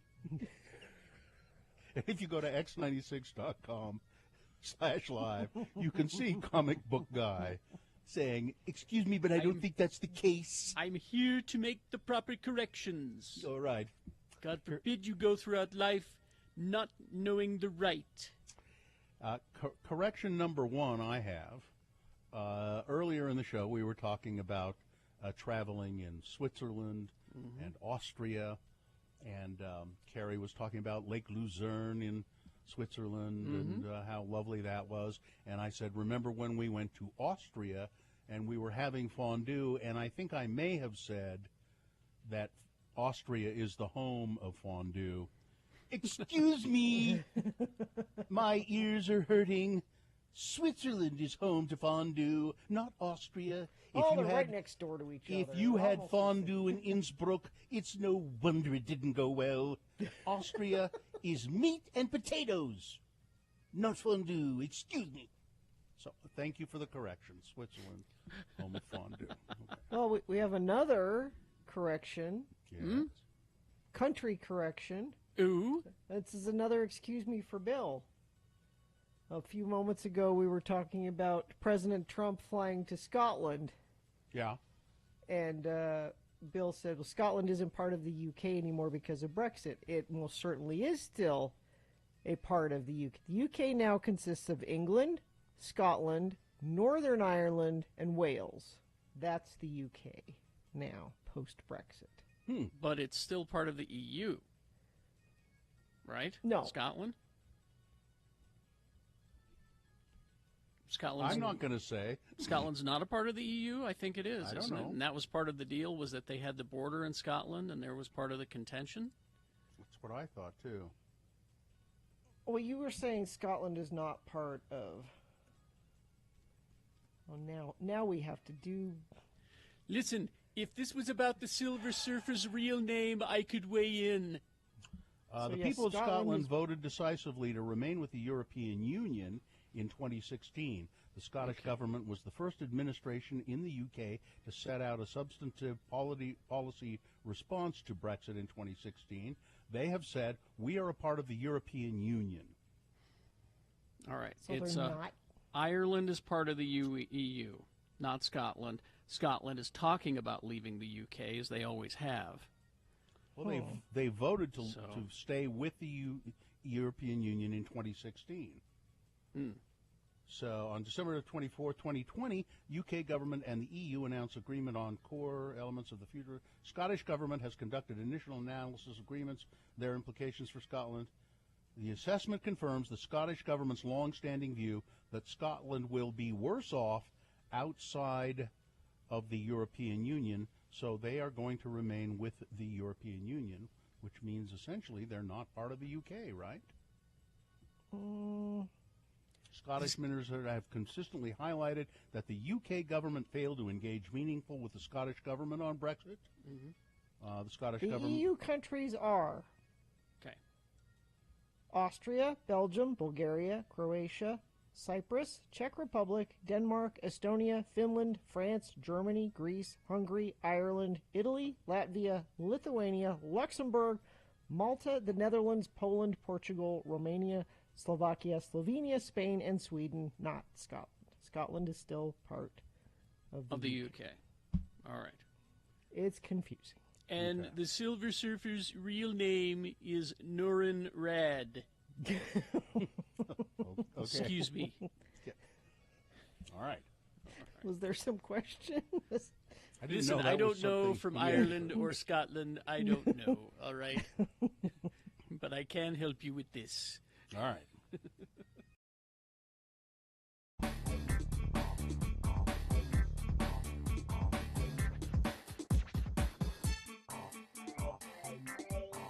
All set up, and then I reset it, and it wouldn't go man. back. Damn. Man, oh man. Where's Bill? I don't see Bill on my camera. His camera is off. Things are all amiss. Yeah, something's going on here. Can you hear me? We can hear you. We just see a bee. Huh. On the camera. Bee? I'll see what I can Well, do. let's award the boner, and you can work Yes. on that while Carrie does geek news in a minute. How about Yes. that? Let's award round 2 of your boners. Okay. Something odd is happening to my computer's problem. Uh-oh. Huh. And it's brought to you in part by... beef and barley soup. and a bee. Also a bee. Let's see, we had boner candidate number 1. Why are you locking me up with these people, inner city people? Boner candidate number 2, it was supposed to be funny. The police chief of Wellington, Utah, saying, these sexual comments that I made in text messages to another employee. Well, I was just joking. That's what we do here in Wellington. Nope. And boner candidate number 3, if you try to make me, I'll stab you. This is a front-runner passenger threatening a UTA employee over a mask requirement. Somebody sent me a link to a story of this guy who was arrested for that. And boner candidate number 3, Mr. Green, Yeah. Was also charged several years ago with trying to kidnap a 12-year-old actress at the off-Broadway theater in downtown Salt Lake. Why am I not surprised? Yeah.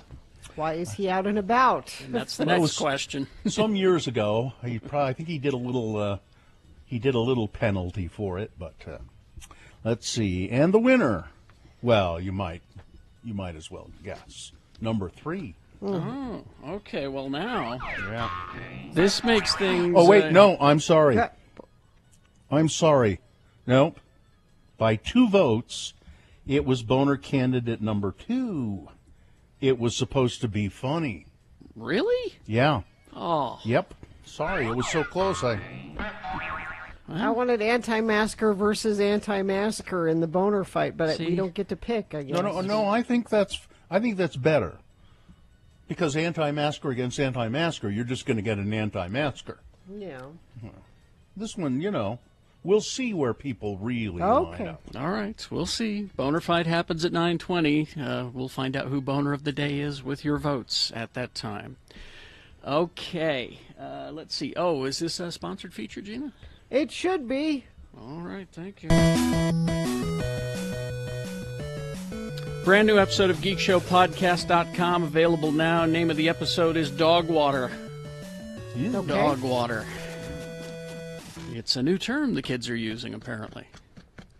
Okay. Yeah. I heard it for the first time with my nephew last night. Oh, so it is for real. It's a real thing, apparently. I heard a YouTuber say it. Can we explain what it... Well, I'll just say this. This upcoming episode of Geek Show is dog water. Okay. It means bad things. Oh, It sucks. Instead of saying it sucks, you say something is dog water. Okay. All right. Okay. Let's see. Let's begin with, yes, now people are starting to get the vaccine and roam about the country. Road trips. You may be thinking to yourself, well, I'd like to go to Disneyland. Locals only for the first few bits of opening.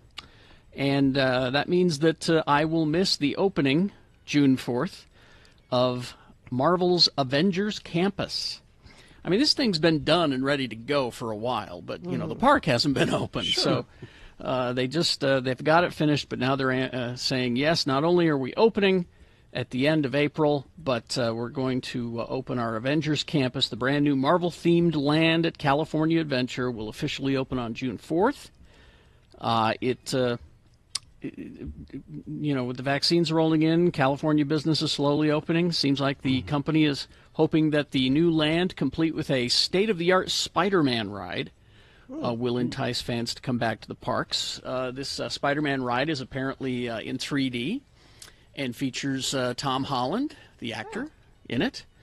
And it's apparently quite fascinating. Also completed, and if you go to Disney Plus and you watch there's a series of documentaries about the Imagineers. And if you watch the last episode of that most recent run of those documentaries, you will see what is Disney's first wireless animatronic.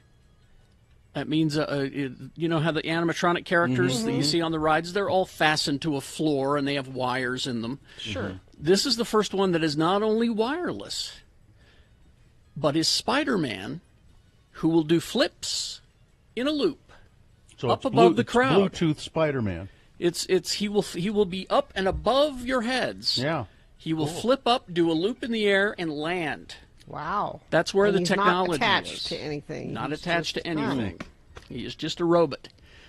So good luck. If you have a fear of robots, I would recommend not seeing it, frankly. But the 9-year-old Carrie will be there going, "He's real. He's real." I knew it. Also, an Ant-Man themed restaurant. I know. It's tiny food. It's tiny food. No, it'd be giant food. It's like take a regular meatball and make it great big. So Yeah. things like that. So it makes things big. Doctor Strange area where he does magic tricks. I know he's the Sorcerer Supreme, but watch him do the ring trick. Okay, all right. But also, a lot of chances to pose with your favorite characters, including Iron Man. He will be there. So that's opening on June 4th. I sure hope they pay Tom Robert Downey Jr. and those guys more for showing up every day, going to the park, and doing all that stuff. I have a story about that, actually. Yeah. And a friend of mine who worked there, they were putting together this shield attraction that was going to feature a message from Iron Man. Now, this is just going to be pre-recorded. Mm-hmm. And so they said, well, let's see if Robert Downey Jr. will do the voice. Let's see. Mm-hmm. So they look at their budget and they go, yeah, we think we can give him a few shekels. It'll take him just a little bit of time. He's stand in a booth for 5 minutes and read these words, and he'll be done. Oh, Mr. Downey Jr. won't step into that booth for no less than $1 million. So just to read a couple lines? They said, yes, but this is Iron Man. This is the thing. He said, no, you don't understand. Mr. Downey Jr. will not do that for less than $1 million. And so they had to get an impersonator. But Tom Holland said, hey, I'm going to be on a Disneyland ride. Awesome. Yeah. I'll be there. Yeah. Indiana Jones 5 is going forward. I love Indiana Jones, but this is a bad idea. Well, what's the story? Do or we know should the story? We don't know the story. That's the thing. These are the things that we know, is that they're insisting that Harrison Ford is and will always be Indiana Jones. They're not going to recast it, which is a bad idea, I think, because we've had how many James Bonds and how many Batmans and how many Supermans? I think we can do this. How many Captain Kirks have we had? It can be done. But the other casting, which is very interesting, the co-star with Harrison Ford in this new Indiana Jones movie is Phoebe Waller-Bridge. So will this be a rated R Indiana Jones? They're not saying the plot. They're not saying what role she's playing. They're keeping it very hush-hush. But I'm all for passing the whip to her, frankly. But that's just me. That's just me saying that.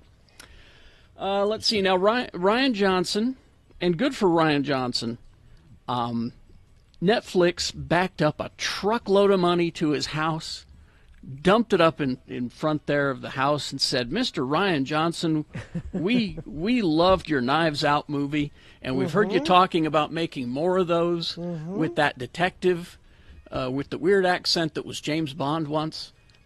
We'd like you to consider Netflix to be the exclusive home of the Knives Out sequels. And Ryan Johnson looked at that pile of money and said, I'm not made of stone.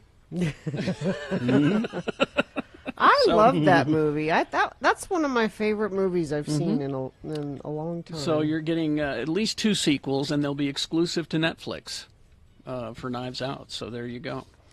And let's see.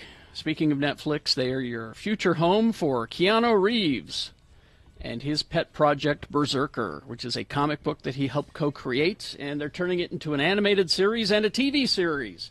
Again, Keanu Reeves is not made of stone. I looked up the Indiana Jones movie. It's going to be Indiana Jones and the Raiders of the Rest Home. Oh, okay. Not what it's called. It is. Traffic, please. Fire crews are on the scene of a brush fire off southbound 5. I think you mean I-15. Here, 84 South. It appears to be out, but emergency vehicles are blocking the right lane of I-15 southbound. Yes, there's the correction. Thank you. UDOT causing some delays. Let's see. Crash northbound I-15 to I-215 in Salt Lake. It is off to the left shoulder. And what are you seeing? If you're seeing stuff out on the road you think friends of the program need to be aware of, you can text that to us, 33986. Okay. We will take a break. We will be back with boner fights on the way to determine who is boner of the day. Stand by for that, along with a reasonable amount of news. Strong Volkswagen. Do your research, okay? Do your own research. That's right. Go to strongvw.com. I'm really excited about Volkswagen's commitment, by the way. They're going to go electric in a big way. And it is a huge car company, a huge auto company. And if they go electric, it's going to change things. Well, they will go electric, and it will change things. But for right now, shop Strong Volkswagen for your VW. You can do it all online if you want to, except for the test drive, of course. You go to the dealership in downtown Salt Lake at 1070 South Main for that. But other than that, you can do all kinds of comparative shopping, and they encourage you. Strong Volkswagen encourages you to comparison shop online or however you want to do it. And if you buy from Strong and then find the same car for a better price anywhere else, you bring in the receipt to Strong VW, and they'll cut you a check for the difference. So shop online for Strong, Strong VW, strong.com.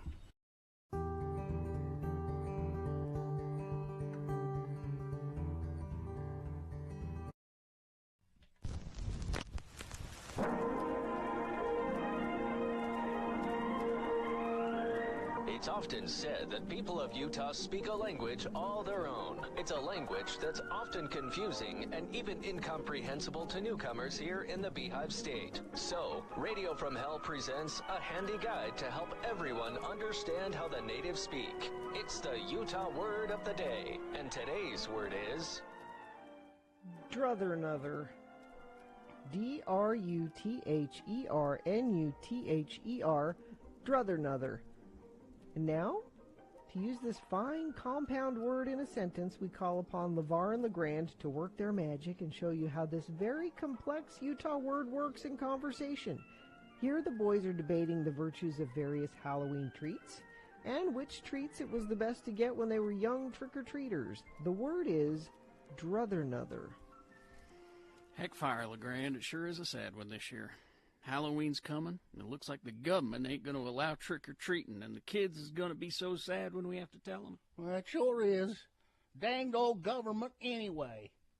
I mean, can they legally do that? Just cancel Halloween without a second thought? LeGrand, if the feds can make you cover up your smile with a COVID mask, they sure as heck can cancel Halloween.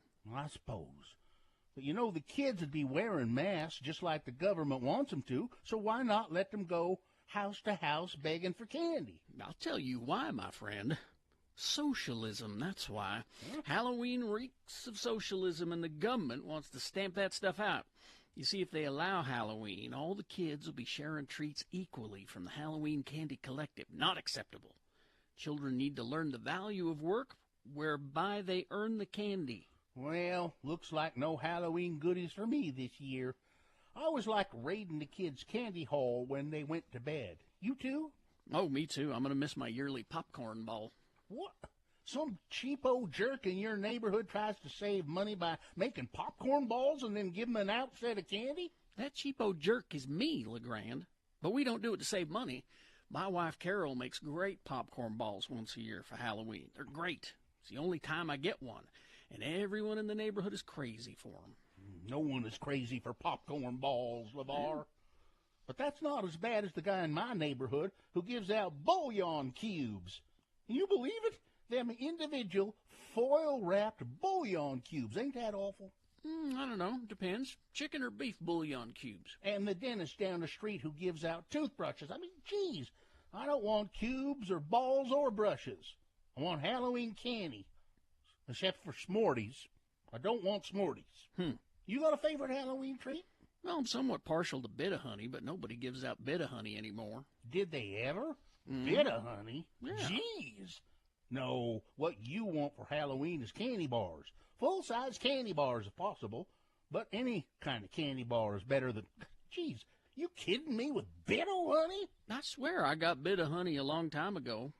One time in another city that I was at. Right, yeah. How about Almond Joy, though? Now, some people don't like them, but I do.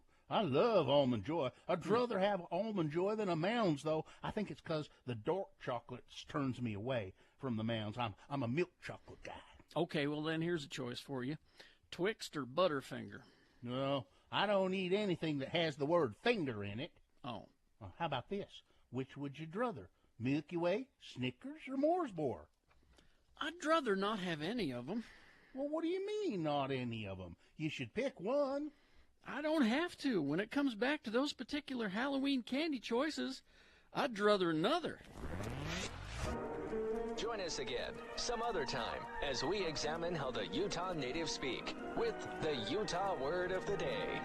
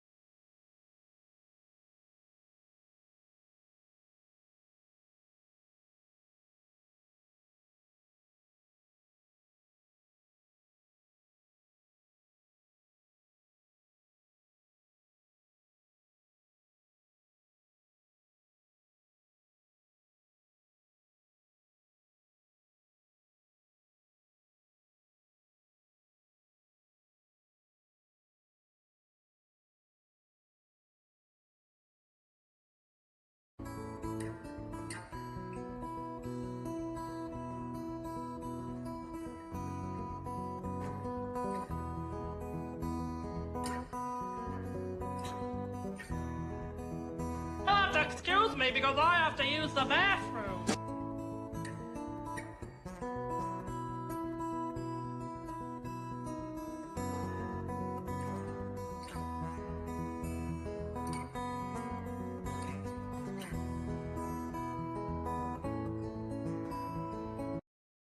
Radio from Hell on X96. So anyway, we're up there, getting bags of food and turkeys. But when we first got there, this is before we went on the air. Now I didn't say this to her on the air, did I? No, this was before we went on. She introduced herself, and I forget her name. Hi, I'm so and so with the food bank, and we said hi, and she handed us a fact sheet. And it's just a few things there, and she said, and then she said, I don't even think we asked her to be on the radio. Didn't. She said, I don't want to go on the radio. And we, Carrie said, well, come on, we've got to want to talk to somebody from the food bank. Yeah. You're here. You're an expert. I believe every year we have spoken with somebody. Yeah, and I said, well, we need somebody from the food bank. We'd like somebody from the food bank to talk. And she said, well, what are you going to ask me? And it made me a little mad. It did, because it's kind of a... and I said, well, question. I'm going to ask you, what the velocity of a V1 rocket is, and how to build a diesel truck, and what is the composition of quartzite. Yeah. I You were said, a little... I said, I'm going to ask you stuff that you can answer about the food bank. The stuff that was on the sheet. Easy stuff. She ran... She disappeared and never came back. Yeah. And no one else from the food bank. No.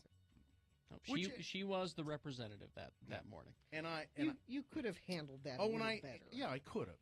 And I think I did say, well, could you get us somebody who will talk? I think I said that. And that's when she said, well, what are you going to ask me? I think he was just trying to point out to her that that was kind of a silly question. You're here to represent the food bank. Tell us about hungry people. I was, but I kind of snapped at her. But people that never been on the radio or put in that position, it makes them nervous just right off the bat. Gina, I don't think, again, you really need, other than that seems to be your role, to apologize for this. I'm doing the apologizing. You don't need to. Once again, it's my turn to apologize. Stepping all over Bill's thing. Stop apologizing.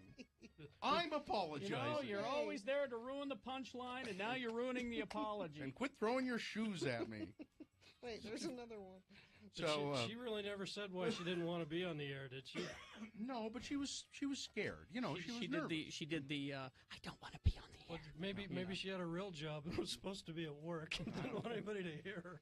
No, but anyway, I feel bad about it. I'm sorry. I'd like to find out her name, and I'll send her an apology or. Yeah, I wouldn't call her. You'll scare her. Yeah, I didn't mean to scare you, and I'm sorry. I was a little short, but it's first thing in the morning, and we're just getting it together, and you know how I am. Yeah, but she doesn't. Again, you can't treat everybody like you treat me. Oh, shut up! I can too. Was on this day in 1958, Will Sargent, the guitarist for the band Echo and the Bunnymen, was born. Lots of birthdays today. When was Echo's birthday, though? I don't know. I don't have that. Oh, okay. But David Cassidy, born on this day. So? Vince Gill, born on this day. Okay. Art Alexakis from Everclear, born on this day. Mm-hmm. Amy Ray from the Indigo Girls, born on this day. Okay. Brendan Urie. We didn't play Brendan because he gets played all day long every day on X86. Yeah. So. Yeah. By the way, Echo and the Bunnymen, people have said that Echo, who's Echo? That it was a drum machine. That's what I was always told. Yeah, not the case, apparently. He said, no. We had this friend who kept suggesting all of these names, like the Daz Men or Glycerol or fan extractors. Echo and the Bunnymen was one of the names he suggested, and it's the one we liked. And he said, I don't know why he came up with it. It just sounded stupid, and so we said, yeah, let's use that name. Well, so if you listen to a lot of Echo and the Bunnymen, you get a lot of, they really like the Doors. Yes. Mr. Sargent really liked the Doors. Well, they didn't they remake a Doors song for that Lost Boys movie? They did. Oh, yeah. You're right. People are And strange. Like if you just listen to the very first part of the song we just played, it sounds like it's almost a sample of some little Doors. Well, I think it's a Hammond B3 that they've got. Yeah. Anyway, it's pretty cool. I always liked them. Good band. Yes. Nellie was arrested on this day. I'm just still doing... Nellie from Little House on the Prairie? No, Nellie, the rap artist, Nellie. Is that her real name? Yeah. It's his name. What? Nellie? I don't... What? Is that That's from some YouTuber, isn't it? Yes. Everything is from some YouTuber. It's all YouTubers today. There was a lot of social media going around about Kid Cudi. Oh, on SNL. On SNL because he wore a dress, to which I said he wasn't the first, he won't be the last. I don't know why this is a big deal. No, I've seen lots of people wear dresses, both men and women, on Saturday Night Live. Carrie Mulligan, I thought, did a good job. Yeah, she was good. She had a couple... I mean, it wasn't a stellar episode of... but there were a couple good sketches on there. You know, I like the lesbian period drama movie clip. Lesbian period drama? Lesbian period drama. Yeah, it's a thing. Yeah, okay. That was the Once movie. Once a year, there is a lesbian period drama that comes out. And it follows a very specific formula. It closes with sex scenes so explicit, you know a man directed it. Yeah, it's very understated for an hour and 40 minutes, and then... I don't watch Saturday Night Live much anymore, and I watched one fairly recent one. I forget who the host was, but it was St. Vincent was the musical act, and I forget who the host was. Do you remember offhand? I don't remember. It was like a month ago, and I didn't get a laugh out of hardly any of it. I just. It's like any of these shows. It's hit and miss. Yeah. I mean, I watch it for Weekend Update. That's why I watch it. Mm-hmm. And if there's a musical guest that I really enjoy, and sometimes they're musical guests I've never heard of that I will see and go, oh, that's okay, yeah. I watch it for Kate McKinnon because even in a bad sketch, she'll do something that's funny. She is a national treasure. She really is. But yeah, that's why I watch it. I'll tell you a show I've stopped watching is Bill Maher. Have you finally had it with Bill Maher? I just took it off of my DVR. He's turned into the grumpy old man. Mm-hmm. You know, so my exposure to Bill Maher is when our friend from Mr. Skin sends me audio, or if I see it on Twitter, and apparently he was complaining about the Oscar movies this year because they're all so serious and sad, and how about a little escapism? But as I recall, about a year ago, he was bitching about the Marvel movies, saying there's too much escapism. So he hates everything. When are you happy, Bill Maher? What's the thing that brings you joy, Probably Bill never. Maher? Don't Do you ask. ever have Probably that? never. When I could hang around with Heth at the grotto. Those were the days for him, believe me. Yeah. So I took it off of my DVR the beginning of the season, haven't gone back, and no regrets. Okay. Well, let's take a break. We will be back with Boner Fight and a reasonable amount of news. Stand by for all of that. X96.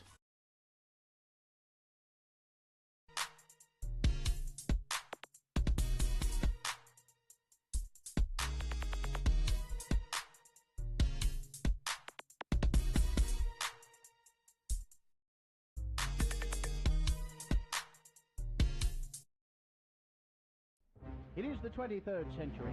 Humans have left the lowly confines of planet Earth and have sought their destiny among the stars. While many things have changed, one constant remains: the need for young men to venture forth and do the work of the Lord. This is the tale of two such men who at the age of 19 have answered the call of their general authorities and are embarking on a 2-year mission to spread the gospel throughout the galaxy.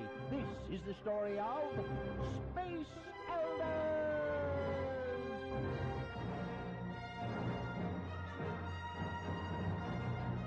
Today, we find our beloved missionaries knocking on the door of a sand crawler on Tatooine.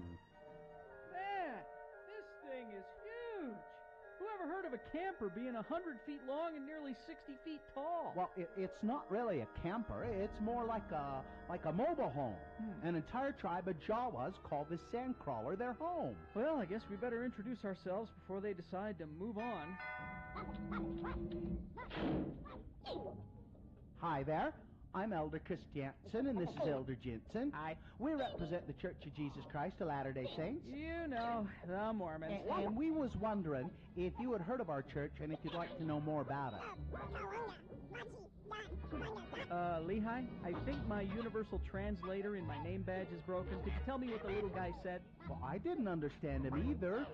Oh no, our translators must not be programmed for Jawa. Now we'll never be able to bring them our message of salvation. Excuse me, sir. Perhaps I could be of some assistance. And I suppose that you speak Jawa. I am a protocol droid, programmed in over 3 million forms of communication. And I suppose that one of those over 3 million forms of communication is Jawa?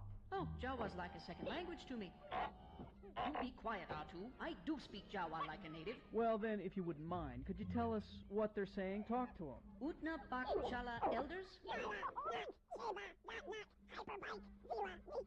He says that they want your hyperbikes. Well, you tell him that we need them to do our missionary work and that we would really need to be going soon, too. Kala Chuk Nagda Zulatem. Elders Lokta Nimboshan. Oh my. What did he say? He says that they will join your church in exchange for the hyperbikes, and they want to keep your name badges too. They want eternal salvation and our hyperbikes? Cool. They get our bikes and we get our first converts. What a deal. I mean, there must be 2, maybe 300 Jawas on board this piece of junk. I mean, we could convert them all. Butch, those hyperbikes don't belong to us. They belong to the church. And so will the Jawas after we baptize them. Could this be it? Converts for Elders Christiansen and Jensen at last? Would the church frown on bartering for membership? And how many Jawas can you convert for a pair of Mark 32 hyperbikes with custom fender flares and luggage racks? Tune in next time to hear Lehi say... No, and that is final. Now, Mr. 3PO, if you would just kindly ask the Jawas to give back our name badges, we'll be on our way. Well, all right. What if I give them my luggage rack and fender flares and we just baptize, a couple of them? No! That is your big problem, Butch. You always try to do things the easy way. Oh, yeah? Well, listen to this. I've been letting you win at Scripture Chase. On the next growth-stunting episode of Space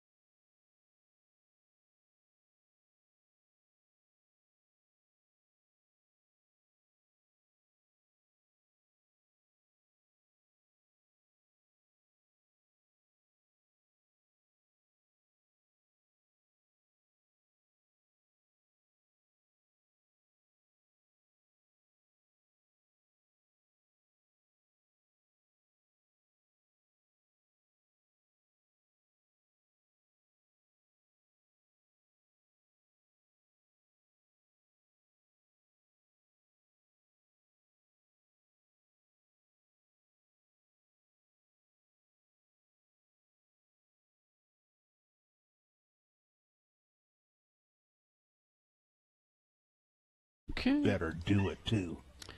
Let's see, 9:18 right now.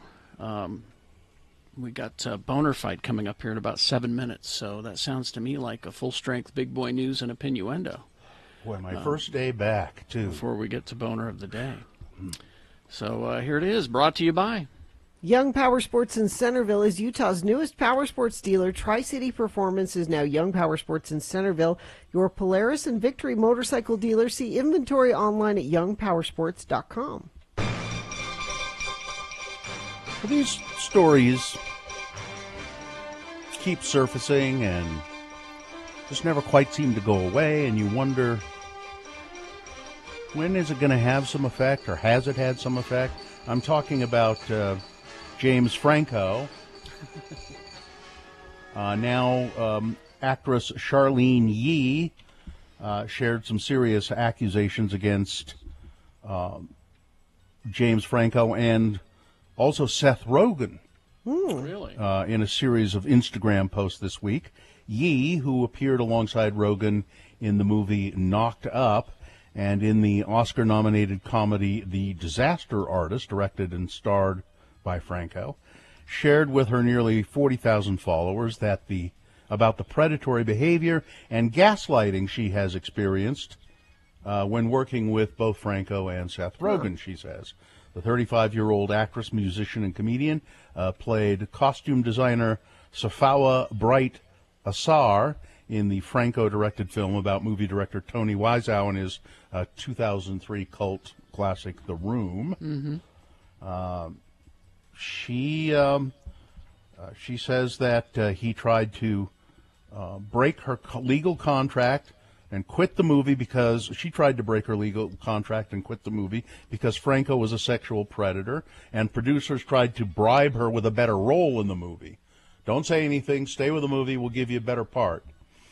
That was exactly the opposite of what she wanted, she told them, and she didn't feel safe working with an effing sexual predator, as she put it. Producers tried to minimize the situation, she said, by saying Franco being a predator was so last year that he's changed. Was so last year? He's over being a predator. He's all done. This is what she says, they said. Mm-hmm. There was nobody in the room recording the conversation. You know, I find it difficult to believe that somebody would say something that stupid, but you never know. And she said Seth Rogen was also one of the producers on the film, so he definitely knows about it and why I quit the movie. So, I don't know. How long does something like this go on? You don't see Seth Rogen, James Franco that much anymore, really, though, do you? I wonder if he's got anything what's he doing? in the works. Let me look. You know, when does it become Kevin Spacey? Oh, yeah, I remember that guy. It's pretty much that way now. Yeah. I mean... No, that's what I mean. Yeah. When does it become like that? I don't know. He's, anyway. But then there's good old healthy Liev Schreiber. He's out there biking around. I love him. Ray Donovan. Biking around New York City with his girlfriend, Taylor Neeson. And they look really healthy and happy, and she looks remarkably like his ex-wife. But he has a type. That's okay. And it's not you. I'm not his type? No, it's skinny blonde. What are you saying, Bill? She's not your type. He likes skinny blondes, not robust Italian beauties. Robust.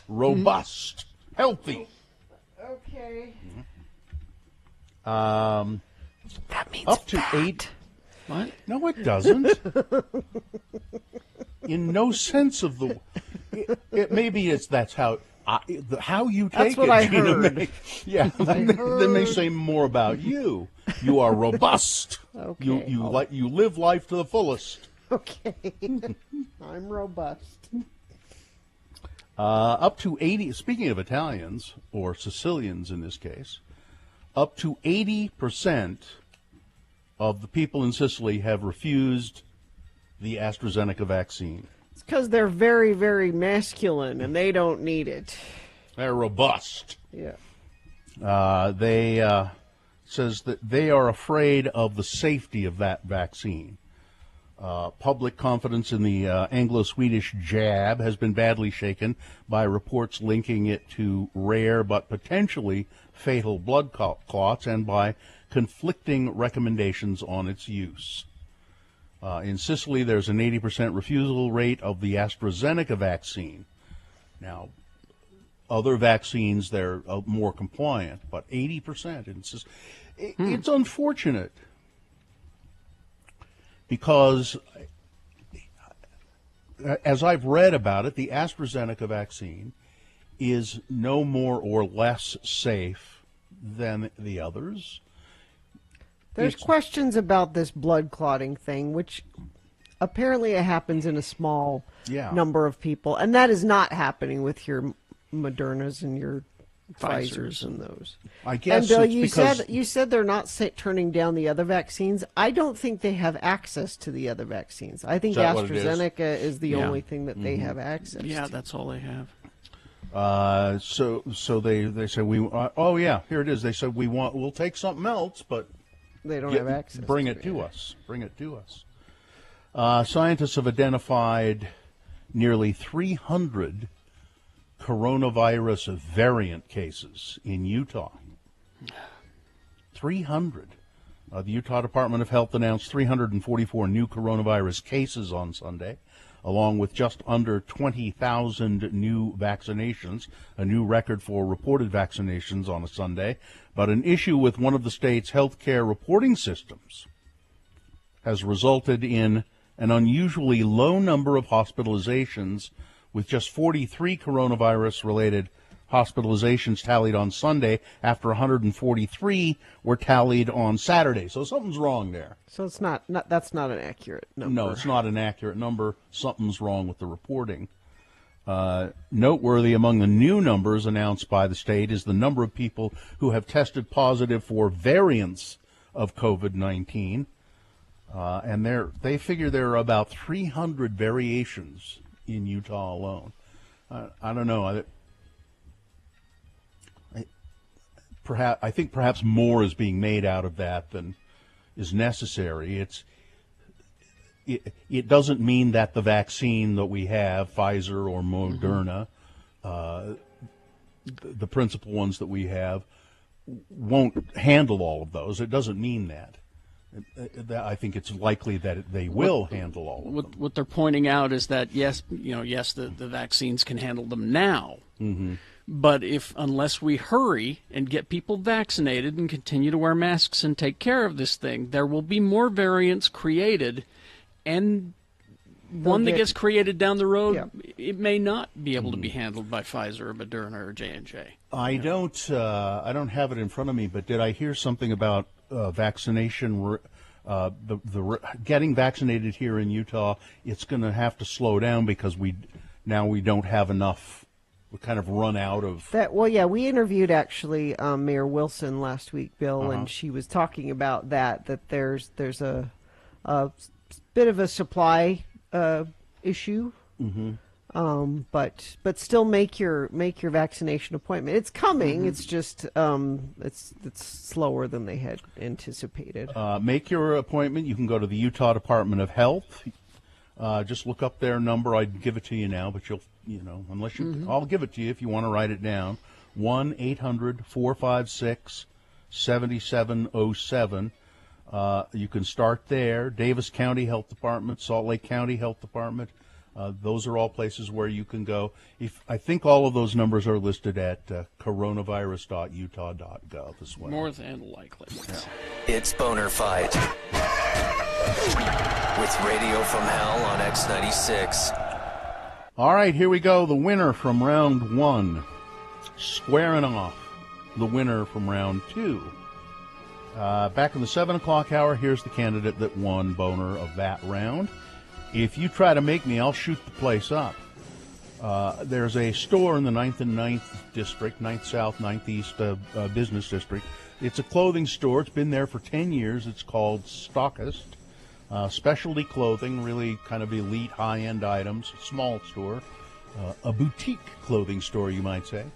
And a guy came into the store and wasn't wearing a mask. And the employee, this is on a Sunday afternoon when normally they're pretty busy apparently at this place. He said, well, the employee said, you have to wear a mask or you can't come in. You're going to have to leave the store. And the guy got all indignant and said, if you make me leave, I'm going to come back with a gun and shoot the place up.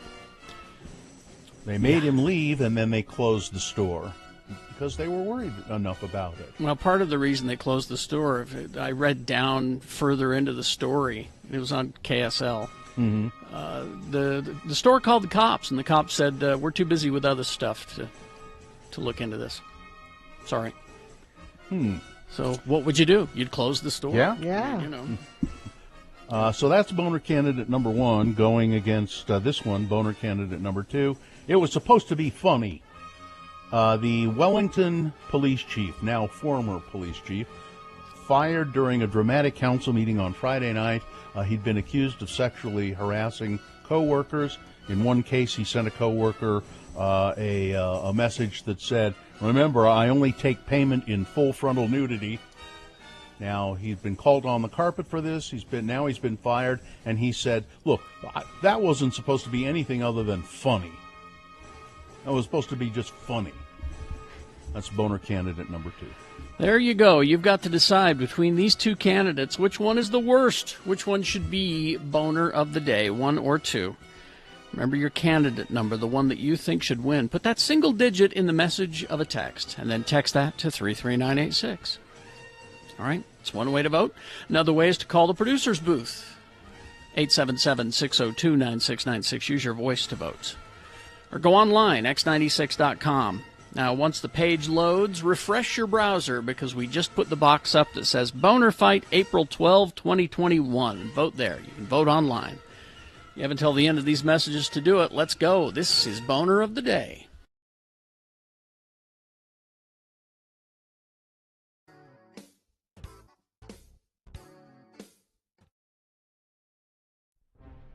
It is the 23rd century. Humans have left the lowly confines of planet Earth and have sought their destiny among the stars.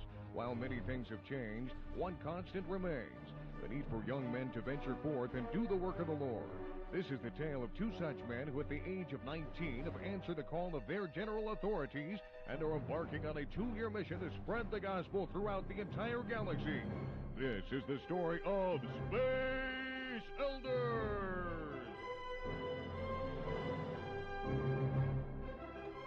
Today, we join our missionaries as they land on a remote planet called Triskelion. Hey, Lehi, ever wonder where Zone Leader Hansen finds planets no one has ever heard of to send us to? Well, I'm sure these folks just call the 1-800-Subspace channel and request visits by missionaries. Well, we've been on Triskelion for over a minute now, and no one's made an attempt on our lives. I'd say so far so good. These are the agreed-upon coordinates. We were supposed to wait here for them to contact us. What the flip? Hey, where are we now? You are in a cavern miles below the surface of Triskelion. Looky, Butch, disembodied brains. Who are you guys?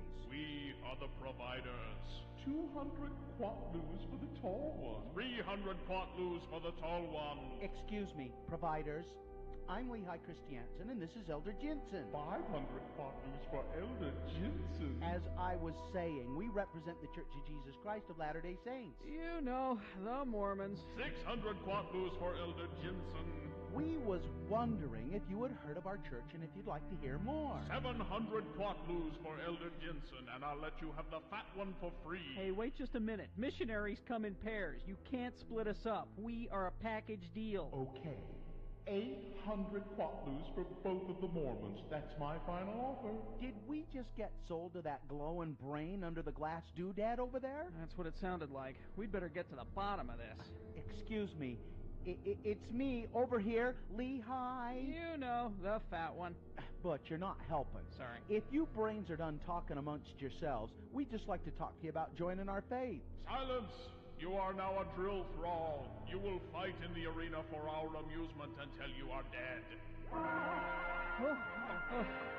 I don't like the looks of this. Come on, don't be such a wussy. We have these big stick thingies to defend ourselves with, and our opponent is a scantily clad woman with big breasts. Come on, lady, take your best shot. Ow! Hey, I wasn't ready. Try that again, I dare you. Ow! Hey, that's gonna leave a mark.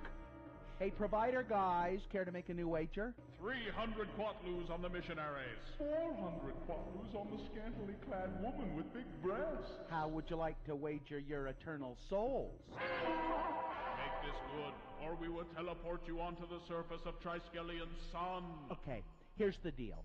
If we win, we get to go free, and you donate 1,000 quatlus to the LDS Church Missionary Program. We lose, and we will remain drill thralls and fight for your amusement. I don't know. That's a lot of quatlus. What, you chicken? You have a wager.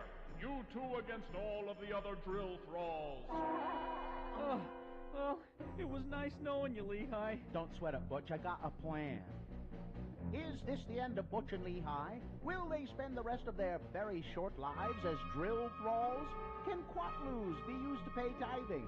How exactly would you baptize a disembodied brain anyway?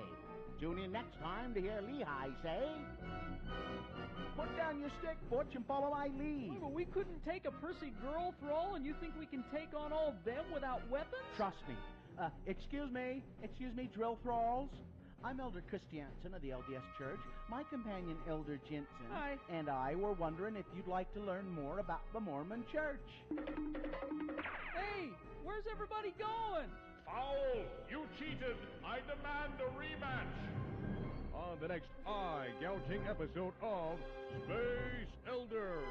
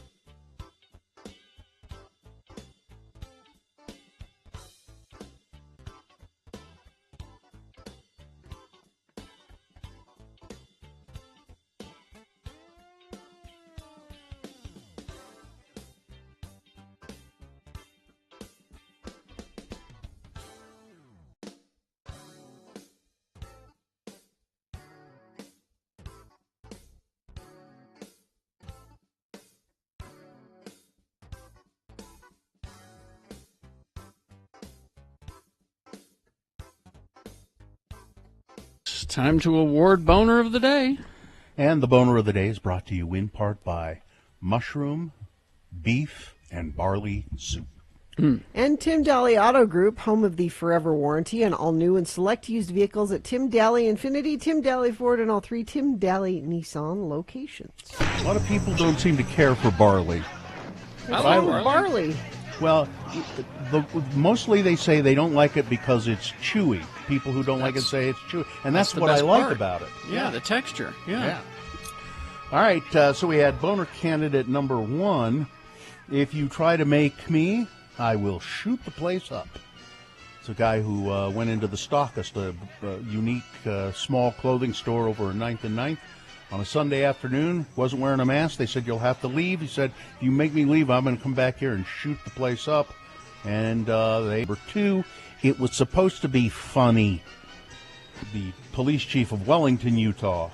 By the way, that's up outside of Price, I believe, Wellington. He was fired during a dramatic city council meeting because he was accused of sexually harassing another employee. He said, "Whatever I did was supposed to be funny." Okay.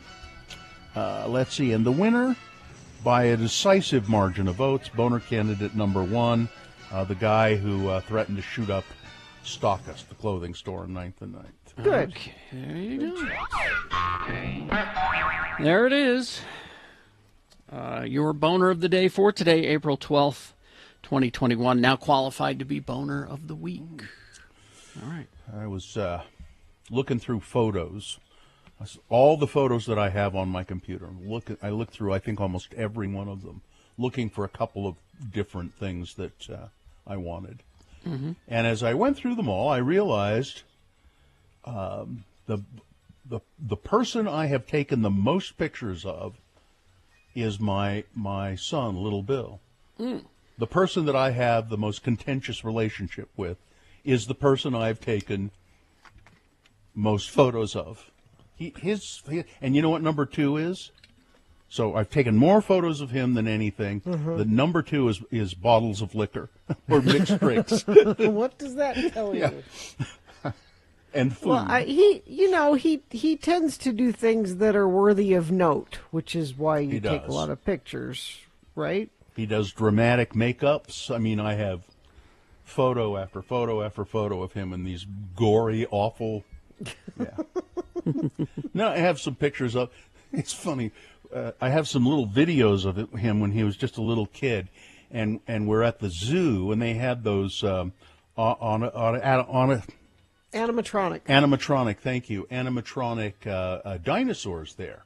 Mm-hmm. At that time, and they growl and move a little bit and stuff.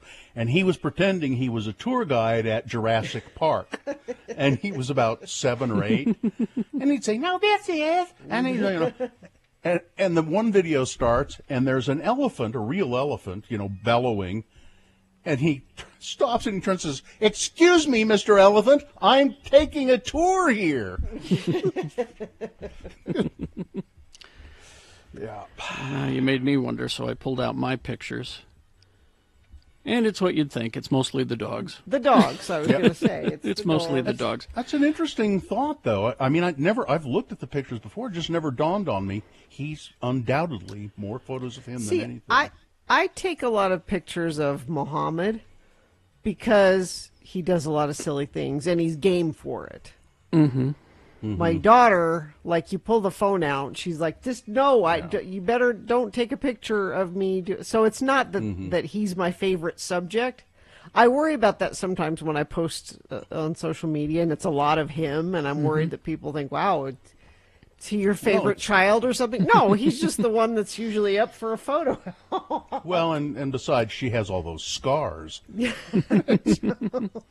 Yeah, my daughter's that way, too. She doesn't want her picture taken. All right. It's the dogs, it's food, and it's spaceship porn. Yeah. You can see, if you look, I've got spaceship porn. You have a lot of those. You can see there. What? That is kind of strange. It is, isn't it? X96.com/live. Careful, Carrie. That's spaceship porn. Can you see what you're showing us there? It's all spaceships, as you can see. Yeah, it's mostly the Enterprise A.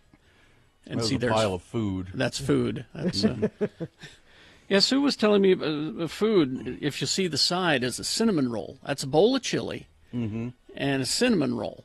Seems like an odd combo. I thought the same thing. And then she pointed out to me, says, actually, that's a Midwest tradition to have chili and a cinnamon roll on the side. I read something about cinnamon rolls. Somebody said, you want a cinnamon roll, you go get yourself a hot cinnamon roll, and they put a dab of butter on top of it. Ooh. And I thought, I've had that. Where I don't remember where, but I think it was in Pennsylvania. That's how they served them at the diner we used to go to. As if it's not rich enough on its own. But that big daub of butter on top of it, melting on it, was just like, oh, my God. But she says that in school lunch, when it was chili day, they always had a cinnamon roll on the side served. Really? And it wasn't just school lunch. That was like a thing. You'd order a bowl of chili, they'd go, you want a cinnamon roll with that? Have to have a cinnamon roll. It's some kind of a Midwest thing. Cool. And it's, there are those weird food traditions. I've adopted one, as a matter of fact. Because I make chicken noodle soup. We make it by hand. And we were having a friend over, and he's from Idaho, and he says, well, where's the mashed potatoes? And I went, You Pardon me? mentioned this before, yeah. And he said, oh, yeah, we put a dollop of mashed potatoes in, and then we put the soup on top of it in the bowl. I went, okay, let me give that a try. So the next time we did that. Works great. It's terrific. Sounds delicious. So there are a lot of these regional weird food combinations that I imagine we could do an X-Poll about them, I would think. Yeah, like Katie, write that down. We'll add that to our list. in Florida, you'd always have, you'd go to these places, get a fried pickle, and then they poke you in the eye with a stick. Yeah, there's that. That's a weird, really odd one. Yeah, that's why it's a fried pickle stand. And that's why I stay away from there. Yeah. Some traditions are just too much. No, see, cornbread makes sense with chili. Yes. You see, someone says, no cornbread with chili? Well, cornbread makes sense. Cinnamon roll don't. No, it don't. But try it. It's wonderful. Coca-Cola and peanuts in the southern U.S. Yeah, there are people who put peanuts in their Coke. Yeah, I've heard of that one. So, yeah, there are regional weird food things. So, yeah, that'll be an X-Poll. We'll do that. Okay. Cantaloupe and black pepper is apparently one. I don't... Go figure. All right, we will take a break. We'll be back to crawl towards the exits after these. RanLife.com. I've done a couple of refinances of my mortgage with Ran Life. Why, you say? Well, because why, Bill? They're a mortgage company. That's one reason.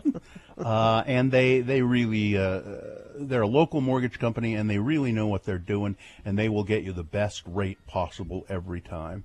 Ran Life, you can just call them, 801-478-4500, and discuss your mortgage with their qualified and very knowledgeable loan officers. There are people standing by in their office right now to take your call. See if a refinance of your current mortgage would benefit you, or perhaps you're looking for your first mortgage to buy a home. This is a good time to do it.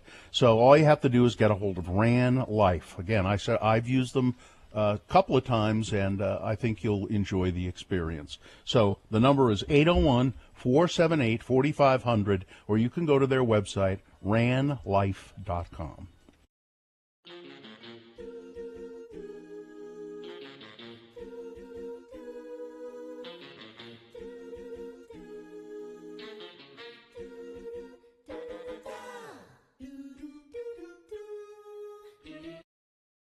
All right, so we're downtown now. We're Broadway media. Yeah. Because our building is on Broadway. Yeah. Third South. Now, the mayor has taken an awful lot of time and money to build very special bicycle lanes. Yeah. Here on Third. Dedicated. They're very nice. Dedicated. So I'm walking down Broadway yesterday, and here comes a bike rider toward me on the sidewalk. Jerk. On the sidewalk. He's on the sidewalk, riding his bike down the sidewalk, coming towards me. Wienermobile! Sorry. For some reason, the Wienermobile's outside. I'm sorry. I knew she'd do that. I ignored it. You ignored the Wienermobile? I did. You know, you can acknowledge in your head the Wienermobile when someone's in the middle of telling a story. I'm sorry. You know. It's on Third South, Broadway, where your story takes place. So the bike's coming toward you. Bike's coming toward me on the sidewalk. Tell the story to me and shut up, Mike. Yeah. And so and this is exactly how I did it. I wasn't a jerk about it. I wasn't, hey! I never did that. I went like this. Bike lane. You could use the bike lane. Said it exactly like that. And as the guy zipped past me, he yells, F off. Hug off. I mean, why? I would think you would prefer to use the bike lane. Sure. Why would it be more attractive to drive down the sidewalk than sort of the bike lane? What could you tell? What sort of it was biker and well, he was casual, I think. Was it a hipster or was it a guy? Kind of a hipster. Or was it a DUI guy? It was a mountain bike, younger guy, no helmet. Not a DUI guy. No. But then a minute later, so I just kept walking. A minute later, he scoots right up next to me. Were you nervous? And I'm like, I didn't know what to think. He said, dude, I listen every morning. That was an awesome interaction. He turned around and came back. He realized who it was that he had just told to hug off. Yeah. And I went, okay. I just, the mayor spent an awful lot of time and money on that bike lane. I just thought you might want to use it, is all. Did he explain why? He rambled about how he's a passenger, he's a rider, he's a pedestrian, he just goes wherever, some sort of crazy. Oh, he's like... It didn't make any sense, and I just kept walking. So. But he turned around and came back. Did he apologize? Did not apologize. I think that was his way of apologizing. Saying I listen to your show. Saying I listen to your show every morning after I tell you to F off. Yeah. Well, I don't know. I think I might have said, that doesn't make it okay. I didn't care to interact anymore. Once he started going on about how he's a pedestrian and a passenger and all that. Doesn't make any sense. I went, okay, I don't want to talk. I don't want to talk.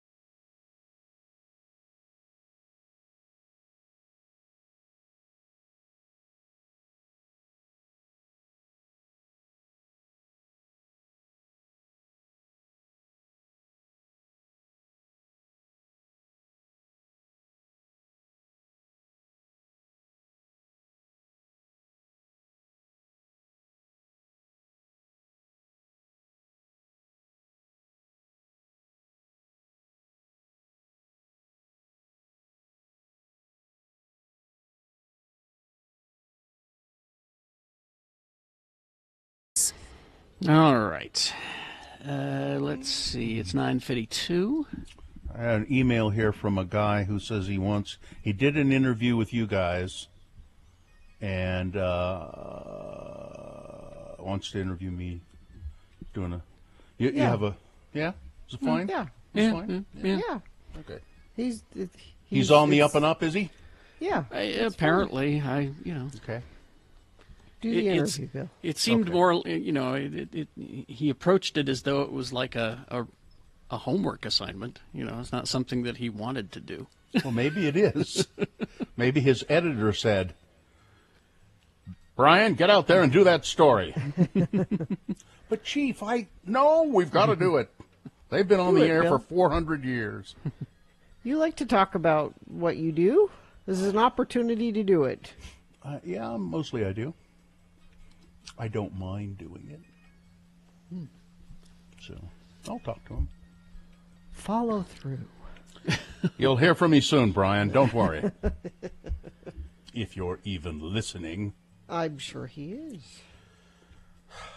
So how was it, Bill? First day back? Yeah. After Tiring. You ready for a nap? Yeah. Or a whiskey or what? Both. I've It's called nap. It's called nap whiskey, and I'll have you know that exactly.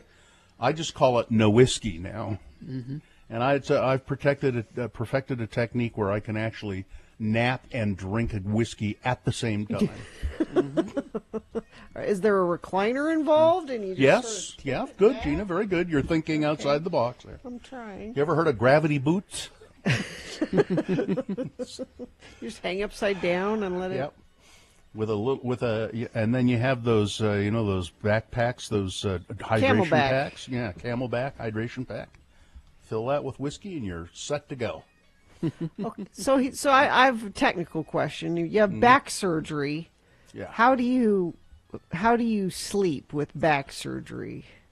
Like, what position are you? Uncomfortably. I mean, I can sleep on my back if I choose to do that, but I'm more comfortable on my side. So I usually sleep on my side anyway. When you get tossing and turning, that's when you run into trouble. But yeah, I sleep on my side. Is there a truss of some sort? Are you wrapped up? No. No? There is a back brace. I guess you could call it, it's a kind of a truss.